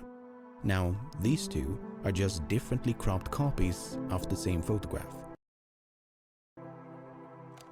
I have another picture. Here is a picture taken, also from another angle. Does that show the cartridges? Yes, sir. Now, compare that with the other photograph. Yes, sir. Is that about the way it looked? Yes, sir. That is right. I mean, it's very, like I said, this is all off memory, and it's just difficult, man. These details are so difficult. Sure is. So difficult indeed. That doesn't really gel with the casing supposedly being picked up and haphazardly tossed back on the floor, as Thomas Ollier would claim decades later. While there are question marks surrounding the chicken bones and cartridge cases, there can be no doubt that some of the boxes in the sniper's nest were moved prior to being photographed. Do you have any pictures of the boxes near the window before they were moved, other than those you have showed me? Just these two. Then you don't have any pictures taken of the boxes before they were moved? No. Now, I will show you another picture. Was that taken by you? Yes. Does that show the position of the boxes before or after they were moved? That's after they were dusted. There's fingerprint dust on every box. And they were not in that position then when you first saw them? No. Bro. Incompetence is just killing this investigation, even though we know who did it. Several minutes after the sniper's nest was discovered, a bolt-action rifle was found between two rows of boxes near the stairway. Near the stairway. It's like he carried it over here and then he found a spot. Now, there was some initial confusion regarding its make and model. Some thought it looked like a Mauser, but upon closer inspection, it was identified as an Italian Carcano. That's right, Carcano. The officer who misidentified the rifle later explained that he did so at a glance. However, over a decade after the assassination in 1976, a former deputy sheriff by the name of Roger Craig claimed to have seen the marking 7.65 Mauser stamped right on the barrel of the rifle. In 1976, 13 years later, bro. To some, this is evidence that a Mauser was in fact discovered on the 6th floor before being swapped for a Carcano. For some people that don't understand how investigations should be taken, this is an anecdotal account verbally 13 years later. You do not take this seriously. But Craig was the only person to make this specific claim, did so many years after the assassination, a decade plus later, and after telling a journalist the following. Did you handle that rifle on the 6th floor? Yes, I did. I couldn't give its name because I don't know foreign rifles. I know it was foreign made, and you loaded it downward into a built-in clip. But there was another rifle, a Mauser, found up on the roof of the depository that afternoon. There were no reports of a Mauser being found on the roof either. Besides, the only rifle seen in the film taken by Thomas Ollier is unmistakably a Carcano. Unique markings on the cartridge cases would later prove that this was indeed the rifle from which all three had been fired. Before the day was over, the rifle had been traced to a company in Chicago, Illinois. The company had sold the rifle to someone named A. Hiddell and shipped it to a post office box in Dallas in early 1963. Just that quickly, man. It's good. That's good work by them. Alec James Hiddell was a pseudonym known to have been used by Oswald.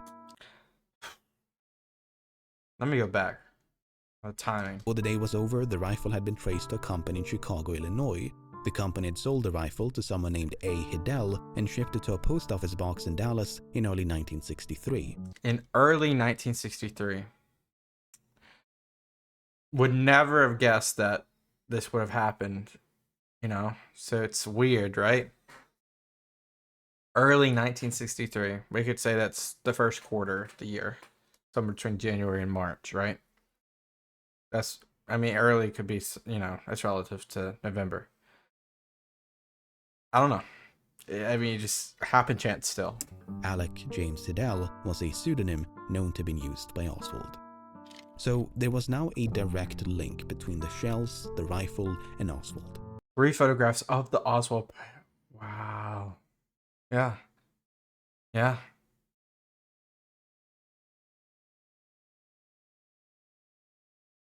Huh. Not only that, but Oswald's prints were lifted from both the rifle and boxes in the sniper's nest. Apart from the spent shells and the rifle, authorities discovered one other key piece of evidence. Did you find anything else up in the southeast corner of the 6th floor? Yes, sir. We found this brown paper sack. The curtain rod package. Or case. It was made out of heavy wrapping paper. Actually, it looked similar to the paper that those books in the building was wrapped in. It was just a long, narrow paper bag. The bag was alleged to have been found here, yet this space is suspiciously empty in all the crime scene photographs. How long was the paper bag, approximately? I don't know. I picked it up and dusted it for prints, and they took it down there and sent it to Washington. And that's the last I'd seen of it, and I don't know. Where is it? Did you take a picture of it before you picked it up? No. What the most incompetent detectives I've ever encountered via a video. I know, right? You know, hindsight's 20/20, you know, but you gotta photograph every single piece of the crime scene, bro. Everything's evidence. The movements of things, the things beside it. You should have photographed the entire 6th floor. Does that sack show in any of the pictures you took? No, Incompetent. it doesn't show in any of the pictures.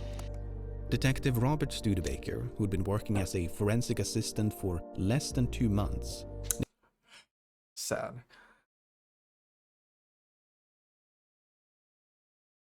neglected to explain It might have been picked up. why he never photographed the bag.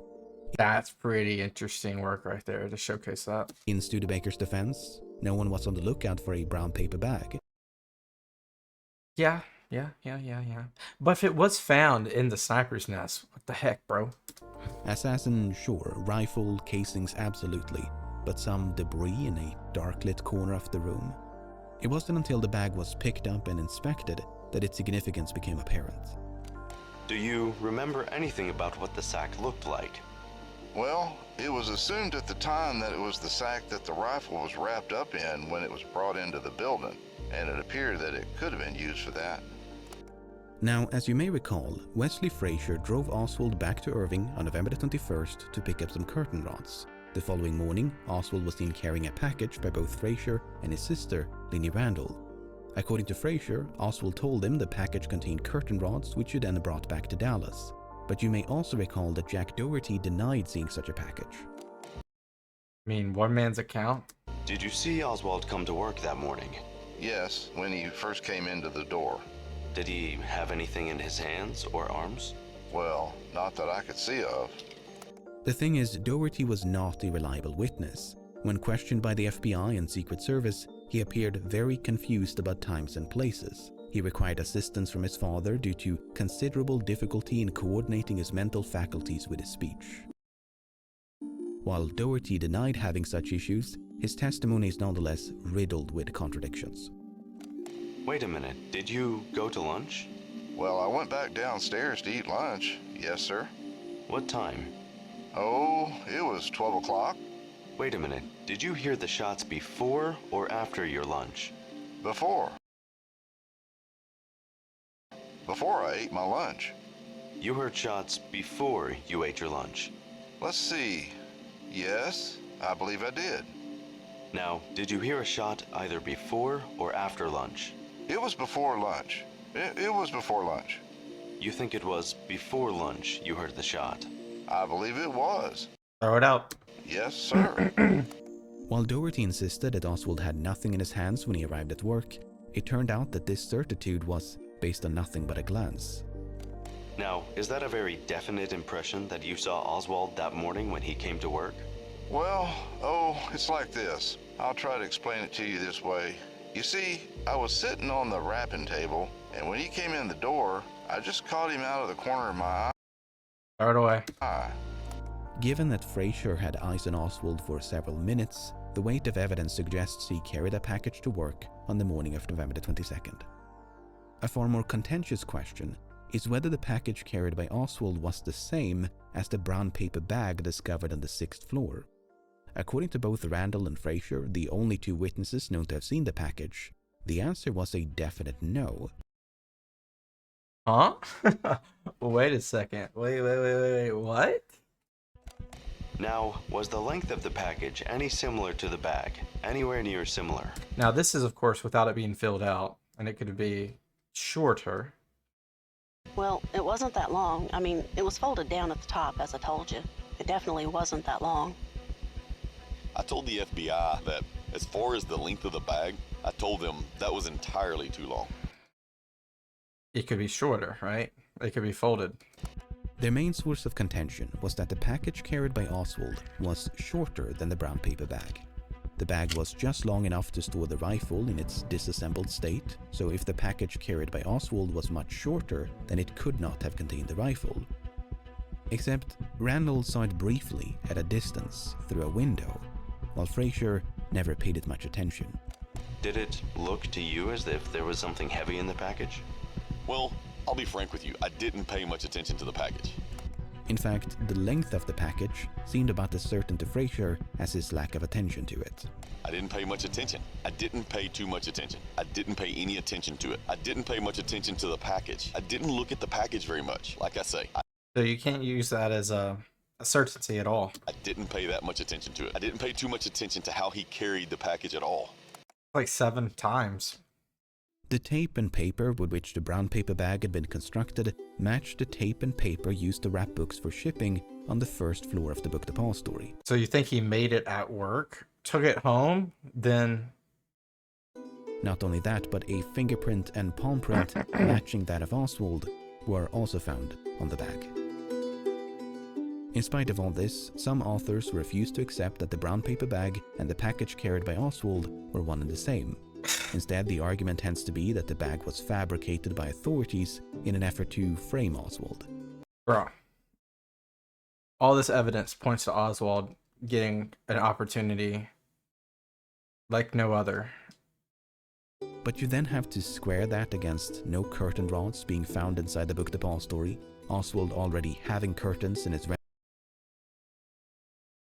rented room in Dallas, him failing to obtain permission from his landlady to redecorate, him supposedly being in such urgent need of curtain rods that he just had to return to Irving on Thursday instead of waiting just one more day, him neglecting to mention anything about curtain rods to his wife and Ruth Payne upon his arrival. I wonder if that house got demolished or if it's still there. Probably not there. And that's despite the fact that Payne actually had some spare curtain rods in her garage. The same garage where Oswald stored his rifle. How did you learn of the shooting of President Kennedy? I was watching television and Ruth said someone had shot at the president. What did you say? It was hard for me to say anything. We both turned pale. I went to my room and cried. Did you think immediately that your husband might have been involved? No. Did Mrs. Payne say anything about the possibility of your husband being involved? No, but she only said that, by the way, they fired from the building in which Lee is working. My heart dropped. I then went to the garage to see whether the rifle was there, and I saw that the blanket was still there, and I said, thank God. Blanket. Okay. So, under the blanket there was nothing, obviously, but she thought there was. Did you look in the blanket to see if the rifle was there? I didn't unroll the blanket. It was in its usual position, and it appeared to have something inside. When did you learn that the rifle was not in the blanket? When the police arrived and asked whether my husband had a rifle, and I said yes. Then what happened? They began to search the apartment. When they came to the garage and took the blanket, I thought, well, now they will find it. They opened the blanket, but there was no rifle there. Damn. You know, you don't know either, right? You don't know, what's her name? Marina? Yeah. You just don't know, right? Marina, it's most people always think the spouse is somehow involved. Always, right? A very, one of the ones I immediately think of is the Boston bombers, right? Now, there was 2 Boston bombers. Forget the names, but I think they're from Dagestan originally. Pretty sure. And they wouldn't, of course, to never mind their motives, but they there was an older gentleman and a younger guy. The younger guy was like freshman college age, something like that, like 18, 19, 20. He's still alive. The older guy, he died. However, the older guy was married, had a child, and the woman, the wife, was heavily questioned and really thought to have known, to be involved, and yeah. So, like in this case, you think about the persona, Russian immigrant, Cold War time. She's got to be involved, right? I don't know. It's not always the case. It's not always the case.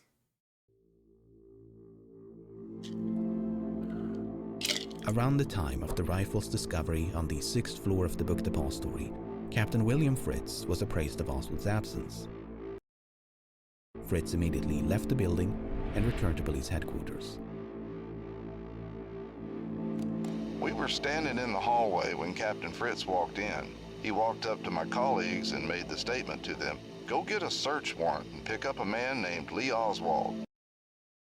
And I asked the captain why he wanted him, and he said, well, he was employed down at the book depository, and he had not been present for a roll call of employees.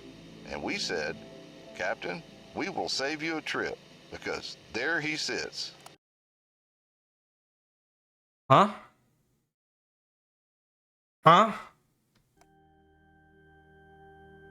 Huh?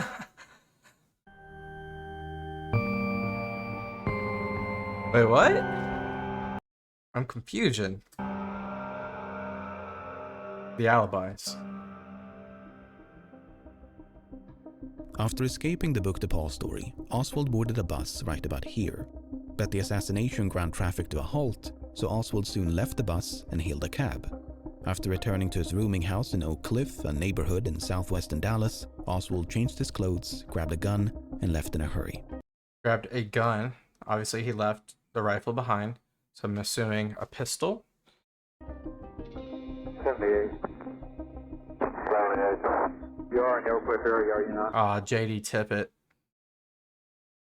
He's also going to be a casualty on this day. Lines to move. You will be at large for the emergency that comes in. Telephone. Police patrolman J.D. Tippett encountered Oswald some 45 minutes after the shooting, a bit further south, right about here. As soon as Tippett stepped out of the vehicle, Oswald drew his gun and fired 4 shots in rapid succession. Hello, police operator. Go ahead, Citizen News News. Hello, we've had a shooting out here. Where is it at? Between Marsalis and Buckley. It's a police officer. Somebody shot him. What's this? 404 10th Street. 78. It's in a police car. Notify one that the officer involved in the shooting, which is Officer J.D. Tippett, we believe, was pronounced DOA at meth at this point. Dead on arrival. 28. Well, any indication that it has any connection with this other shooting? Well, the descriptions on the suspects are similar, and it is possible. Pretty far away. Oswald was then caught sneaking into a nearby movie theater without purchasing a ticket. I have information that a suspect just went in the Texas theater on West Jefferson. A large contingent of officers descended upon the theater. They surrounded the building, switched on the lights, and approached the suspect. Flanked by officers, Oswald drew a gun, and a brief scuffle ensued. But this time he was quickly subdued, handcuffed, and taken to police headquarters back in downtown Dallas. Just like that. He's in custody. Like an hour. How long ago was that?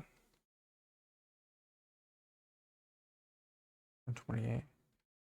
145. 145. I mean, that's probably around 2 o'clock then? About an hour and a half later? Quickly subdued.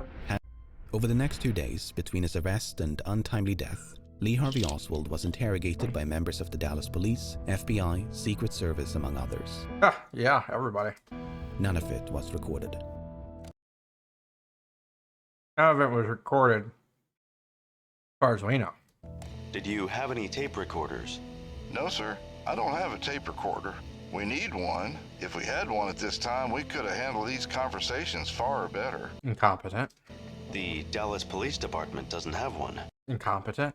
No, sir. I have requested one several times, but so far, they haven't got me one. You might look at me and be like, that's not incompetent, that's just unfortunate. Like, come on, man. This is the most pressing crime that's ever happened in your city. You don't have the basics? So, no one knows exactly what was said inside this room. Instead, we have to settle for the cliff notes. And of especial interest to us is Oswald's alibi. These people have given me a hearing without legal representation Oh, this is him. or anything. Did you shoot the president? I didn't shoot anybody, no, sir. We just heard Oswald, who said he did not shoot anybody. Oswald vehemently denied any involvement in the assassination. Instead, he claimed to have eaten lunch with two co-workers on the first floor of the book depository. One of them was a black co-worker whose name Oswald could not recall. The other was James Jarman. Were you with anybody when you were walking around on the first floor finishing your sandwich? No, I wasn't. I was trying to get through so I could get out on the street. Did you see Lee Oswald? No, I didn't. After his arrest, he stated to a police officer that he had had lunch with you. Did you have lunch with him? No, sir, I didn't. But according to another interrogator, Oswald's claim was not to have eaten lunch with Jarman and this unnamed co-worker, but merely that he saw them pass through the lunchroom while he was eating. Oswald stated that he had eaten lunch in the lunchroom at the Texas School Book Depository alone, but recalled possibly two black employees walking through the room during this period. And what did he I remember when he originally told his co-worker that he was going to buy his lunch. He didn't take his lunch that day. Like, what did he buy? He stated possibly one of these employees was called Junior, and the other was a short individual whose name he could not recall, but whom he would be able to recognize. So, according to this version of events, Oswald's alibi was that he possibly saw two co-workers, one whose name he could not recall, enter and traverse the lunchroom, together or separately, during an unspecified period of time. Whether Oswald claimed to have eaten lunch with or in proximity of his colleagues, it makes no difference because neither alibi could be substantiated. Instead, James Jarman had last seen Oswald taking an elevator upstairs sometime between 11:30 and 12 o'clock. William Shelley and Eddie Piper had last seen Oswald roaming about the first floor around noon, at which time Oswald had told Piper that he was either going out or going up to eat lunch. Then there's the account of Charles Givens. You may recall that Givens is officially recognized as the last person inside the book depository known to have seen Oswald before the assassination. Right. Their encounter was fixed at 11:55 and is supposed to have taken place on the 6th floor. But prior to relating this version of events, Givens had reportedly told the FBI that he saw Oswald on the first floor at 11:50, a statement which he later denied ever making. Either way, Oswald being on the first floor at noon does absolutely nothing to prevent him from being on the 6th, half an hour later. Yeah. Especially because we know that they could scale that in like 90 seconds. Unless Carolyn Arnold is to be believed. As Mrs. Arnold was standing in front of the building, she stated she thought she caught a fleeting glimpse of Lee Harvey Oswald standing in the hallway between the front door and the double doors leading to the warehouse located on the first floor. She could not be sure that this was Oswald, but she said she felt it was and believed the time to be a few minutes before 12:15 p.m. Still 90 seconds to the top. Yeah. So that would be about here. In a subsequent statement, Arnold claimed to have gone outside as late as 12:25, thereby pushing the time for a potential ground floor sighting of Oswald as close as 5 minutes before the shooting. Putting aside the fact that her observation was described as a fleeting glimpse and that she could not be certain of the man's identity, Arnold herself will later deny it ever happened. That is completely foreign to me. It would have forced me to have been turning back around to the building when, in fact, I was trying to watch the parade. Why would I be looking back inside the building? That doesn't make any sense to me.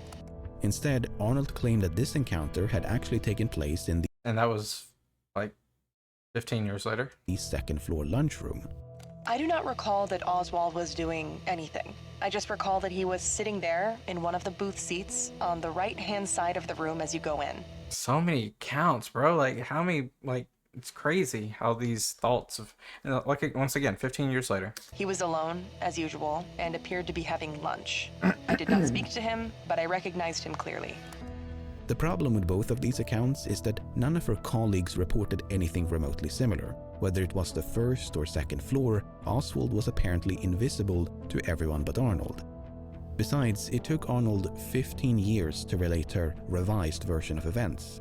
Not ideal for such a time-sensitive issue. No, not really. That being said, depending on what conspiracy theory you're willing to entertain, there are ways to interpret what Oswald told his interrogators so that it aligns with... Yeah, you can clearly see outwards. I don't know if that glass is that see-through from the outside, but clearly from the inside. Either one of Arnold's accounts. Take this one for instance. Oswald stated he was present for work at the book depository on the morning of November the 22nd, and at noon went to lunch. He went to the second floor to get a Coca-Cola and returned to the first floor to eat lunch. Then he went outside to watch the presidential parade. This claim is interesting because in the early days of the assassination, it appeared to be supported by photographic Bro. That's kind of crazy. evidence. But this figure was quickly identified as Billy Lovelady, a man who bore such a close resemblance to Oswald. He does kind of look like him. That when footage of Oswald first appeared on television, Lovelady's stepchildren thought it was him. I mean, obviously a different facial structure. But similar like skull, obviously different skull, obviously different hair. The eyes, the nose, the brow, very similar. The mouth, very similar. Now, speaking only for myself here, really? Am I missing something here? Because they're not exactly doppelgangers. Well, in this picture, in this, 140p version of this, it's hard, I think it's the eyes and the brow. Like, I think it's this right here. That really... Right? Anyway, in recent years, another such figure, this time with even fewer pixels to work with, has once again been the subject of debate. Because this much of a person can't be positively identified, some believe it, therefore, must be Oswald. On the other hand, Oswald explicitly denied watching the motorcade when he spoke with another interrogator, not to mention that his presence outside went completely unnoticed by all those who did watch the motorcade. Now, there's one final account of Oswald's supposed alibi that stands out from the rest.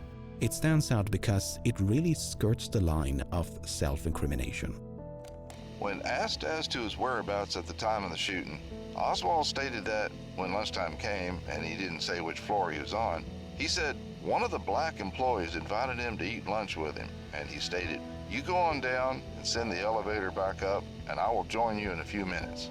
Before he could finish whatever he was doing, he stated the commotion surrounding the assassination took place, and when he went downstairs, a policeman questioned him as to his identification, which would line up with Truly, and his boss stated that he is one of our employees, whereupon the policeman had him step aside momentarily. Following this, he simply walked out the front door of the building. If this is an accurate recollection of what Oswald said, he placed himself on a floor above the second at the time of the shooting. While he neglected to mention which floor, he described a conversation between himself and an unnamed black co-worker, Charles Givens, which sounds remarkably similar to the one described by Charles Givens. This would mean that Oswald, seemingly by accident, placed himself on the 6th floor during the shooting.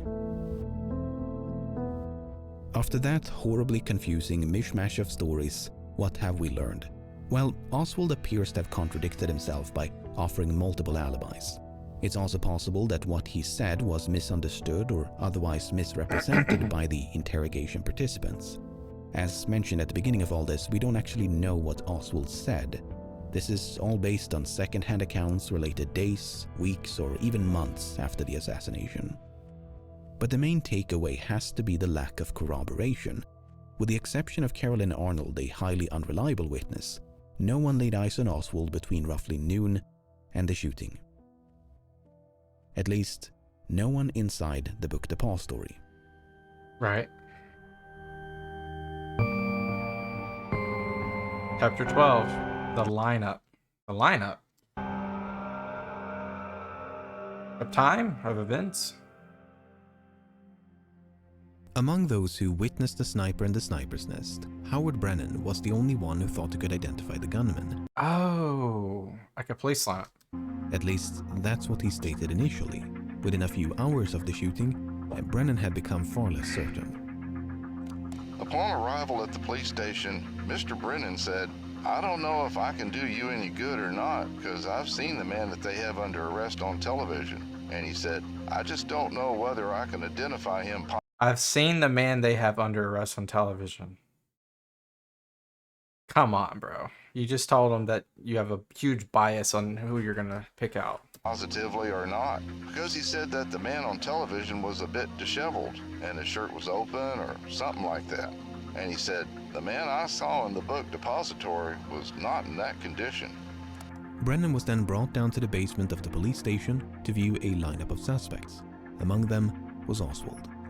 Mr. Brennan looked very carefully and he said, "I cannot positively say." I said, "Well, is there anyone there that looks like the man in the book depository?" He said, "Well, that second man from the left, who was Oswald, he looks like him." Then he repeated that the man he saw in the book depository was not disheveled. So that's not ideal. While Brennan did pick Oswald from a lineup, that identification was far from certain. But if Brennan is to be believed, this uncertainty was not genuine, but merely an act intended to protect his family. I believed at that time, and I still believe, the assassination was a communist activity. Oh, the biases. And I felt like there hadn't been more than one eyewitness. And if it got to be a known fact that I was an eyewitness, my family or I, either one, might not be safe. I mean, not a terrible, analysis there based off of, if he thinks it's a conspiracy, you could think that they're out to get him. Well, if you wouldn't have identified Oswald during the lineup, might he not have been released by the police? No, I already knew they had the man for murder, and I knew he would not be released. The murder of whom? Of Officer J.D. Tippit. That is true. So, that is true. Well, what happened in between to change your mind that you later decided to come forth and tell the FBI that you could identify him? After Oswald was killed, I was relieved quite a bit that, as far as pressure on myself of somebody not wanting me to identify anybody, there was no longer that immediate danger. Mr. Brennan, could you tell us now whether you can or cannot positively identify the man you saw in the 6th floor window as the same man that you saw in the police station? I could at that time. I could, with all sincerity, identify him as being the same man. Yeah, it's just one person, but that's pretty interesting, right? So, according to Brennan, within a few hours of the assassination, he'd become concerned that it was the product of a communist conspiracy. He feared that should he attempt to identify the gunman, he could become a target and thereby endanger his family. Did you and your wife discuss any aspect of the assassination and you being present more or less at the scene of the assassination? Yes, we discussed it. We talked. I talked of moving her and my grandson, who was living with us at that time, and my daughter, moving them out of town somewhere in secrecy. Jeez, it's that deep? My wife seemed to think that a person can't get away wherever they go. So when Brennan was brought down to view a lineup later that evening, he feigned uncertainty to protect his family. At least, so he claimed. I leave it up to you to decide whether to believe or disbelieve Brennan's story. It's just, I get it. Just all the other evidence is pointing towards Oswald, and he's right. J.D. Tippit was murdered, so you have that on him already. On Sunday morning, November the 24th, Oswald was scheduled for transfer from the city to the county jail. Reporting from outside the police station, a local news correspondent couldn't help but to jinx the whole shebang. Now, this is the armored truck that will carry Lee Harold Oswald from the basement here of Dallas Police Headquarters downtown to the Dallas County Sheriff's Office and the Dallas County Jail. Strict security precautions have been exercised from the very beginning and have been even increased this morning as fear arises and grows stronger that someone may attempt to take the life of the man accused of murdering the President of the United States. I mean, it's just not like, you know, it's just whatever, because it was probably a growing feeling. JFK was he was a populist guy at large, especially at this time. United States.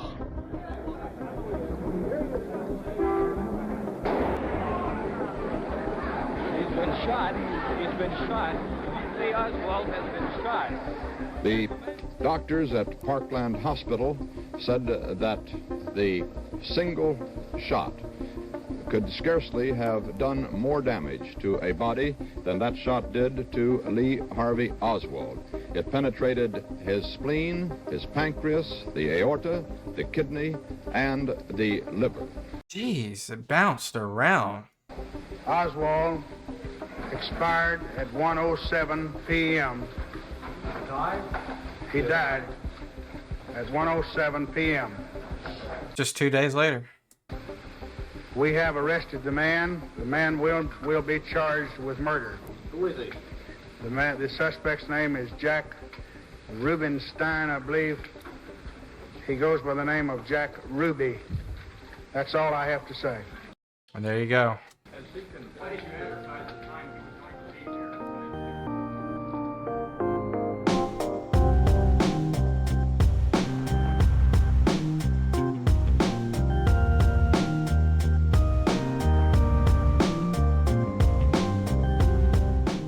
Throughout this video, we've encountered witnesses who not only contradicted each other, but also themselves. Central to many arguments of conspiracies that these contradictions represent attempts by the conspirators to conceal the truth. To give you an example, Charles Givens initially claimed to have seen Oswald on the first floor at 11:50. Then he denied ever saying that and claimed to have spoken with Oswald on the 6th floor at 11:55. Some authors have found this change a bit too convenient and suspected Givens was coerced to change his story by the conspirators. In support of that conclusion, we have this document in which Dallas Police Lieutenant Jack Revel said the following. Lieutenant Revel stated that Givens had been previously handled by the Dallas Police Department on a marijuana charge, and he believes that Givens would change his story for money. About 2 months later, Givens did precisely that. He changed his story. Precisely that means for money. But let's have a think about this. According to this interpretation of events, the conspirators had free rein to dictate Givens' testimony. They could have told him what to say or perhaps rewritten his testimony after the fact. After the fact of what Lee said. May recall that is precisely what Victoria Adams claimed and Carolyn Arnold implied earlier in the video. That someone had put words in their mouth by altering the written record. Okay, so wielding that near limitless power, what words did the conspirators choose to put in the mouth of Givens? Well, they supposedly invented a brief conversation about lunch in elevators, away from the sniper's nest, more than half an hour before the shooting. I guess I saw Oswald sitting in the sniper's nest, or even I saw Oswald carrying a large package heading for the sniper's nest, was a bit too on the nose. The same is of course true of every other witness in Dealey Plaza. Well, we also got to remember the alibi that Harvey gave himself, apparently, right? Where he said that he told a black man he was going to join him for lunch after in a little bit. And then after the shooting, he went down. So maybe that was reverse engineering it? So, apart from the doubtful identification by Howard Brennan, no one could actually place Oswald in the sniper's nest at the time of the shooting. I really cannot stress this enough. It apparently did not occur to the conspirators to have at least one witness unambiguously identify Oswald as the assassin. better yet, take a photograph. For all this talk of witness coercion and evidence tampering, that seems like a bit of an oversight. What I'm trying to illustrate is that it's surprisingly trivial to pluck a stray document here, an unfounded allegation there, and sprinkle in some thoughts about means and motive, and you'll end up with a conspiracy theory that, at least on the surface, sounds convincing. Whether it's organized crime, a foreign government, or domestic agency, there's enough Domestic agency, meaning with the CIA? Material here to make a compelling case against countless groups and individuals, something upon which many authors, filmmakers, and others have capitalized to great success. Oh yeah. I don't know if all of them are right or wrong. This video clearly doesn't cover enough ground for me to determine that. But to ascribe a conspiratorial motive to anything remotely suspicious seems irresponsibly black and white for a case so clouded by shades of gray. A person acting in a way that's unlawful, unethical, untruthful does not prove they colluded in a plot to assassinate the President of the United States. Such thrilling leaps of conspiracy make for entertaining stories, but that doesn't make them true. Remember Thomas Ollier? He was the journalist filming on the 6th floor during the initial search for the assassin. Decades later, Ollier began accusing officers of tampering with the evidence, staging photographs, and lying on their oath. The veracity of those allegations aside, the fascinating thing about Ollier is that he never believed Kennedy fell victim to a conspiracy. Ollier had a refreshingly nuanced take on the assassination by recognizing that evidence of corruption is not the same as evidence of conspiracy. Sloppy police work... Yeah, that's true. Incompetence does not mean, nefarious. Either began or ended with the Kennedy assassination, and people lie for all sorts of reasons. Loyalty, embarrassment, fear, pride, attention, power, money. There's no shortage of motivations to choose from. There isn't. Besides, what kind of clueless masterminds would allow a cameraman to casually film their supposed cover-up? Yeah, that's true. That's true. Something I found myself doing a lot while making this video was attempting to view the assassination from the perspective of the alleged conspirators. You could, for instance, question the logic of placing an assassin in this specific window, a window in which he ran the risk of being caught red-handed by other workers inside the building, a window in which he could have easily been and actually was spotted by spectators in the approaching motorcade, a window from which his view was partially obstructed by a tree. Really? You could also question the logic of using a sniper to shoot at a moving target in the first place, especially when that person had a tendency to stand still in very exposed public places. Yeah, it feels like opportunism at its finest right here. Happen chance. If Oswald acted alone and the assassination was a crime of opportunity, these less than ideal choices start to make a lot more sense. He found himself at the right place at the right time, had mere days to prepare, and used the only building to which he had access. The only thing that's weird about this, right, is the fact of he knew the route would go right by his building, right? We'll never know how long ahead of time he knew that when he made this decision. That's the only thing that's just still unclear to me. But for a group of conspirators to handicap their own assassination plot requires a bit more ingenuity to explain. He was a patsy, he was supposed to get caught, there were multiple assassins, you know the drill. But there's so much of that in this case. So much had to go just right for a conspiracy and the subsequent cover-up to succeed. From the roundabout process by which Oswald was hired at the book depository to the selection of the motorcade route. From Oswald's narrow escape and subsequent arrest to him being given multiple chances to speak with the press. From the supposed tampering, suppression, and planting of evidence to dozens of expert witnesses being successfully fooled or coaxed to lie on their oath. Not only would a plan as complex and prolonged as this one have been difficult to predict with countless points of failure, but it seems, and excuse my language here, a bit overkill. Yes, Kennedy was the President of the United States, but he was not exactly difficult to access. He was rather famous for abandoning his Secret Service detail and wandering off into crowds. In fact, that's precisely what he did on multiple occasions. Very populist, like I said. During this very trip. Now decided to shake hands with one or two more people, but this is the moment where the Secret Service has its point of tension. They say when the president stops moving, that's when we're concerned, because that is when the possibility of trouble comes to the forefront. When he stops moving. This was one of those impromptu moments for which President Kennedy is so well known. So many times you have heard that the Secret Service men suddenly find themselves without the president, that suddenly he has left them and stepped into the crowd and decided to shake hands and give his personal greetings. You could say perhaps that this is more the norm now than the unexpected, because it has been done so many times. As this news correspondent was alluding to just a few minutes before the actual shooting, all it takes is one person with a gun at point-blank range. Like Jack Ruby. Not unlike the shooting of Oswald. Think about that the next time you That's an insane photo, by the way. Watch a documentary or read one of the thousands of books implicating members of the Secret Service, FBI, CIA, Dallas Police Department, politicians, lawyers, doctors, investigators, witnesses, and so forth. Think about how all these alleged co-conspirators did not have to be a part of any of this. Just one person in a crowd whose guilt is assured the moment they pull the trigger.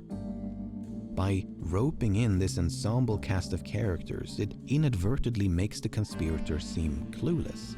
I like to imagine a conference room, and up against the wall stands a board upon which they've mapped out the whole thing. All the people they need to manipulate, all the evidence they have to fabricate. The entire patchwork of needless risk-taking laid out bare before them. Sometimes the answer is not as romantic as you imagine. And they looked at that, and then looked at each other and went, "Yep, that's a solid plan." But even then, even if we assume the conspirators didn't really think it through, or, I don't know, made it up as they went along, that doesn't really jive with them not getting caught. Something that would have taken a lot of planning, skill, and ingenuity.